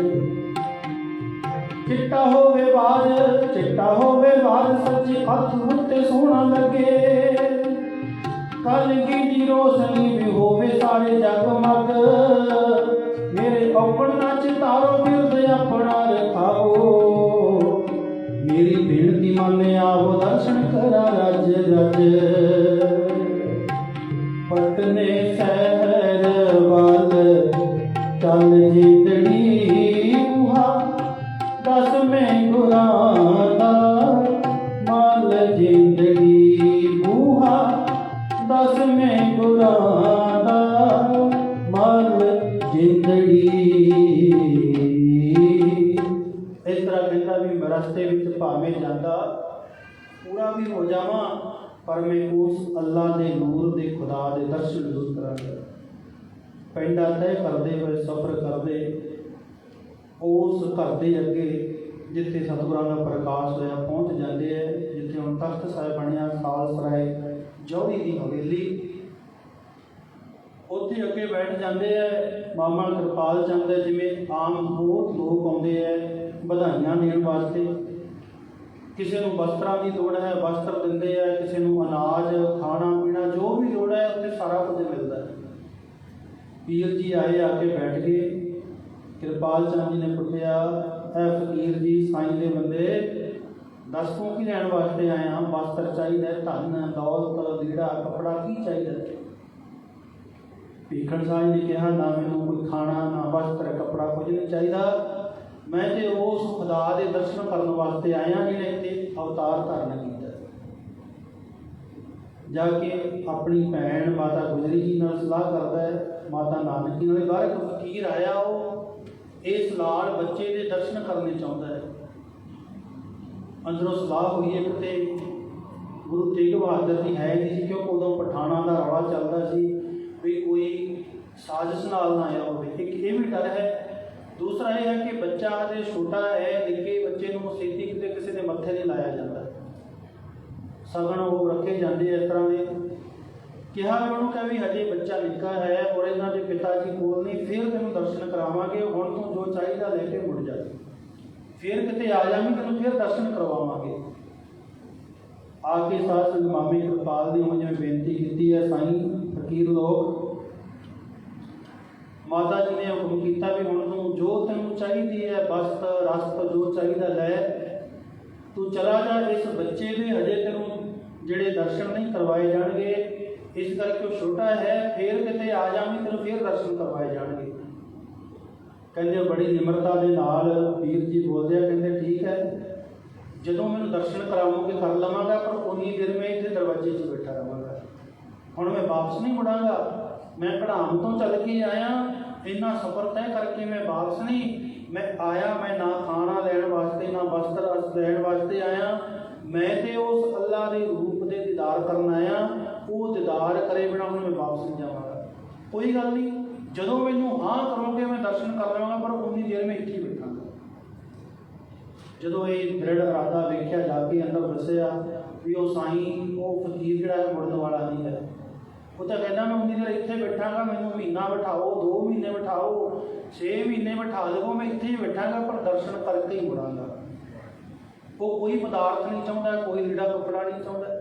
ਫਿਰ ਸਲਾਹ ਕੀਤੀ ਗਈ ਕਿ ਕੁਝ ਜਿਵੇਂ ਸਿੰਘ ਨਾਲ ਸੀ ਉੱਥੇ ਮਹਾਰਾਜ ਦੇ ਉਦੋਂ ਗਏ ਹੋਏ ਮਾਮਾ ਕਿਰਪਾਲ ਜੀ, ਕਿ ਤੁਸੀਂ ਆਪਣੀ ਗੋਦ ਵਿੱਚ ਚੁੱਕ ਕੇ ਬੱਚੇ ਨੂੰ ਰੱਖਣਾ ਹੈ ਔਰ ਪਹਿਲਾਂ ਰੱਖਣਾ ਹੈ, ਕੋਈ ਐਸੀ ਗੱਲਬਾਤ ਨਾ ਹੋਵੇ ਕਿ ਪੀਰ ਇਕੱਲਾ ਜਿਹੜਾ ਹੈ 1-2 ਸੇਵਕਾਂ ਨਾਲ ਆਵੇ, ਹੋਰ ਸੰਗਤ ਦੇ ਅੰਦਰ ਨਾ ਆਵੇ। ਇਸ ਤਰ੍ਹਾਂ ਕਿਹਾ ਗਿਆ, ਪੀਰ ਨੂੰ ਵੀ ਆ ਜਾਓ, ਆ ਕੇ ਦਰਸ਼ਨ ਕਰ ਲਓ। ਮਾਮਾ ਜੀ ਮਾਮਾ ਕਿਰਪਾਲ ਸਿੰਘ ਗੁਰੂ ਸਾਹਿਬ ਦੇ ਮਾਮਾ ਜੀ ਸਨ, ਉਹ ਆਪਣੀ ਗੋਦ ਵਿੱਚ ਚੁੱਕਿਆ ਹੋਇਆ ਗੋਬਿੰਦ ਰਾਏ ਜੀ ਨੂੰ, ਨਾਲ ਕੁਝ ਹੋਰ ਸੇਵਾਦਾਰ ਨੇ ਜਾ ਕੇ ਇਸ ਤਰ੍ਹਾਂ ਮੂਹਰੇ ਖੜਾ ਹੈ, ਬੁੱਕਲ 'ਚ ਬੋਲ ਰਿਹਾ, ਕਹਿੰਦਾ ਪੀਰ ਜੀ ਆਓ ਦਰਸ਼ਨ ਕਰ ਲਓ। ਪੀਰ ਜੀ ਕੋਲ ਗਏ, ਜਾ ਕੇ ਜਿਵੇਂ ਸਜਦਾ ਕਰਦੇ ਨਾ ਆਪਦੇ ਧਰਮ ਦੇ ਵਿੱਚ, ਉਸ ਤਰ੍ਹਾਂ ਸਜਦਾ ਕੀਤਾ, ਨਮਸਕਾਰ ਕੀਤੀ। ਫਿਰ ਕਿਰਪਾਲ ਜੀ ਨੂੰ ਕਹਿ ਲੱਗਿਆ ਮਾਮਾ ਕਿਰਪਾਲ ਜੀ ਵੀ ਆਪ ਜੀ ਇਹਦੇ ਹੱਥ ਖੋਲੋ। ਉਹ ਕਹਿੰਦਾ ਬੱਚਾ ਬਹੁਤ ਛੋਟਾ ਹੈ, ਕੱਪੜਿਆਂ ਵਿੱਚ ਲਪੇਟਿਆ ਹੋਇਆ ਹੈ, ਠੰਡ ਦਾ ਸਮਾਂ ਹੈ, ਵੀ ਹੱਥ ਨਹੀਂ ਬਾਹਰ ਕੱਢੇ। ਕਹਿੰਦਾ ਵੀ ਨਹੀਂ, ਮੈਂ ਕੁਝ ਇਹਦੇ ਨਾਲ ਸਵਾਲ ਕਰਨੇ। ਉਹ ਕਹਿੰਦੇ ਕੁਝ ਦਿਨਾਂ ਦਾ ਬੱਚਾ, ਤੂੰ ਇਹਦੇ ਨਾਲ ਸਵਾਲ ਕਰਨੇ ਤੇ ਬੋਲਦਾ ਵੀ ਨਹੀਂ ਹੈ। ਉਹ ਕਹਿੰਦਾ ਵੀ ਨਹੀਂ, ਮੇਰੀ ਭਾਵਨਾ ਹੈ ਕਿ ਮੈਂ ਜੋ ਪੁੱਛਾਂਗਾ ਇਹ ਜਵਾਬ ਦੇਵੇਗਾ। ਸਾਧ ਸੰਗਤ ਜੀ ਉਹਦੇ ਜ਼ੋਰ ਪਾਉਣ ਤੇ ਕੱਪੜੇ ਦੇ ਵਿੱਚੋਂ ਗੁਰੂ ਸਾਹਿਬ ਜੀ ਦੇ ਨਿੱਕੇ ਜਿਹੇ ਰੂਪ ਦੇ ਵਿੱਚ ਹੱਥ ਬਾਹਰ ਕੱਢੇ ਗਏ। ਨਿੱਕੇ ਨਿੱਕੇ ਕੋਮਲ ਹੱਥ ਹੁਣ ਕੱਪੜੇ 'ਚੋਂ ਬਾਹਰ ਪਏ ਨੇ। ਤੇ ਪੀਰ ਭੀਖਮ ਸਾਹਿਬ ਜਿਹੜਾ 2 ਕੁੱਜੀਆਂ ਲੈ ਕੇ ਆਇਆ ਸੀ, ਦੋਹਾਂ ਦੇ ਉੱਪਰੋਂ ਬੰਦ ਕੀਤੀਆਂ ਨੇ, ਕਹਿੰਦੇ ਦੋਵੇਂ ਐ ਸਰੀਰ ਦੇ ਕੋਲੇ ਕੀਤੀਆਂ ਤੇ ਨਿੱਕੇ ਨਿੱਕੇ ਹੱਥ ਚੱਕ ਕੇ ਦੋਹਾਂ ਕੁੱਜੀਆਂ ਦੇ ਉੱਪਰ ਰੱਖ ਦਿੱਤੇ। ਬੜਾ ਮਨ ਖੁਸ਼ ਹੋਇਆ। ਸਾਧ ਸੰਗਤ ਜੀ ਕਿਉਂ ਚਾਅ ਚੜਿਆ ਪਿਆ ਹੈ, ਸਾਰੇ ਦੇਖ ਕੇ ਹੈਰਾਨ ਆ ਵੀ ਪੀਰ ਨੂੰ ਹੋ ਕੀ ਗਿਆ। ਸਾਰੇ ਪੁੱਛਦੇ ਪੀਰ ਜੀ ਕੋਈ ਦੱਸੋ ਤੇ ਸਹੀ, ਕੀ ਇਹ ਪਤਾ ਹੀ ਨਹੀਂ ਲੱਗਿਆ ਕੁਝ ਵੀ, ਸਵਾਲ ਕੀ ਕੀਤਾ, ਜਵਾਬ ਕੀ ਮਿਲਿਆ। ਉਹ ਕਹਿੰਦਾ ਮੈਂ 2 ਕੁੱਜੀਆਂ ਲੈ ਕੇ ਆਇਆ ਸੀ, ਜਿਵੇਂ ਕਈ ਕਹਿੰਦੇ ਵੀ ਦੁੱਧ ਤੇ ਪਾਣੀ ਵਿੱਚ ਪਾਇਆ ਹੋਇਆ ਸੀ। ਇੱਕ ਪਾਸੇ ਮੈਂ ਸੋਚਿਆ ਸੀ ਮੁਸਲਮਾਨ, ਇੱਕ ਪਾਸੇ ਹਿੰਦੂ, ਕਿ ਇਹ ਕਿਹੜੀ ਕੁੱਜੀ ਉੱਪਰ ਹੱਥ ਰੱਖੇਗਾ, ਵੀ ਇਹ ਹਿੰਦੂਆਂ ਦਾ ਪੀਰ ਕਹਾਵੇਗਾ ਕਿ ਮੁਸਲਮਾਨਾਂ ਦਾ ਪੀਰ ਕਹਾਵੇਗਾ। ਕਹਿੰਦੇ ਮੈਂ ਇਹਨੂੰ ਸਵਾਲ ਕੀਤਾ ਸੀ ਵੀ ਤੁਸੀਂ ਆਏ ਹੋ ਸੰਸਾਰ ਦੇ ਉੱਪਰ, ਮੈਨੂੰ ਪਤਾ ਹੈ ਖੁਦਾ ਦਾ ਰੂਪ ਹੈ, ਪਰ ਇਹ ਮੈਂ ਪਤਾ ਕਰਨਾ ਸੀ ਵੀ ਤੁਸੀਂ ਕਿਹੜੇ ਧਰਮ ਨਾਲ ਸੰਬੰਧਿਤ ਰਹੋਗੇ। ਕਹਿੰਦੇ ਇਹਨੇ ਹੱਥ ਰੱਖ ਕੇ ਫੈਸਲਾ ਕਰ ਦਿੱਤਾ, ਮੈਂ ਕਿਸੇ ਦਾ ਨਹੀਂ, ਮੈਂ ਸਾਰਿਆਂ ਦਾ ਸਾਂਝਾ ਹੋਵਾਂਗਾ।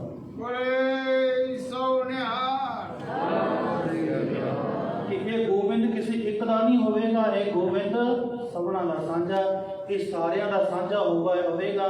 ਇਹ ਹਰ ਇੱਕ ਦੀ ਰੱਖਿਆ ਕਰੇਗਾ, ਗਰੀਬ ਗੁਰਬੇ ਦੀ ਰੱਖਿਆ ਕਰੇਗਾ, ਔਰ ਜਿੱਥੇ ਜ਼ੁਲਮ ਹੋਵੇਗਾ ਉਹਦਾ ਨਾਸ਼ ਕਰਿਆ ਕਰੇਗਾ। ਇਸ ਤਰ੍ਹਾਂ ਸਾਧ ਸੰਗਤ ਜੀ ਗੁਰੂ ਸਾਹਿਬ ਜੀ ਦੇ ਆਪਾਂ ਉਹ ਪਾਵਨ ਦਿਹਾੜੇ ਨੂੰ ਮੁੱਖ ਰੱਖਦੇ ਹੋਇਆਂ ਗੁਰੂ ਚਰਨਾਂ ਦੇ ਵਿੱਚ ਜੁੜੇ ਹਾਂ।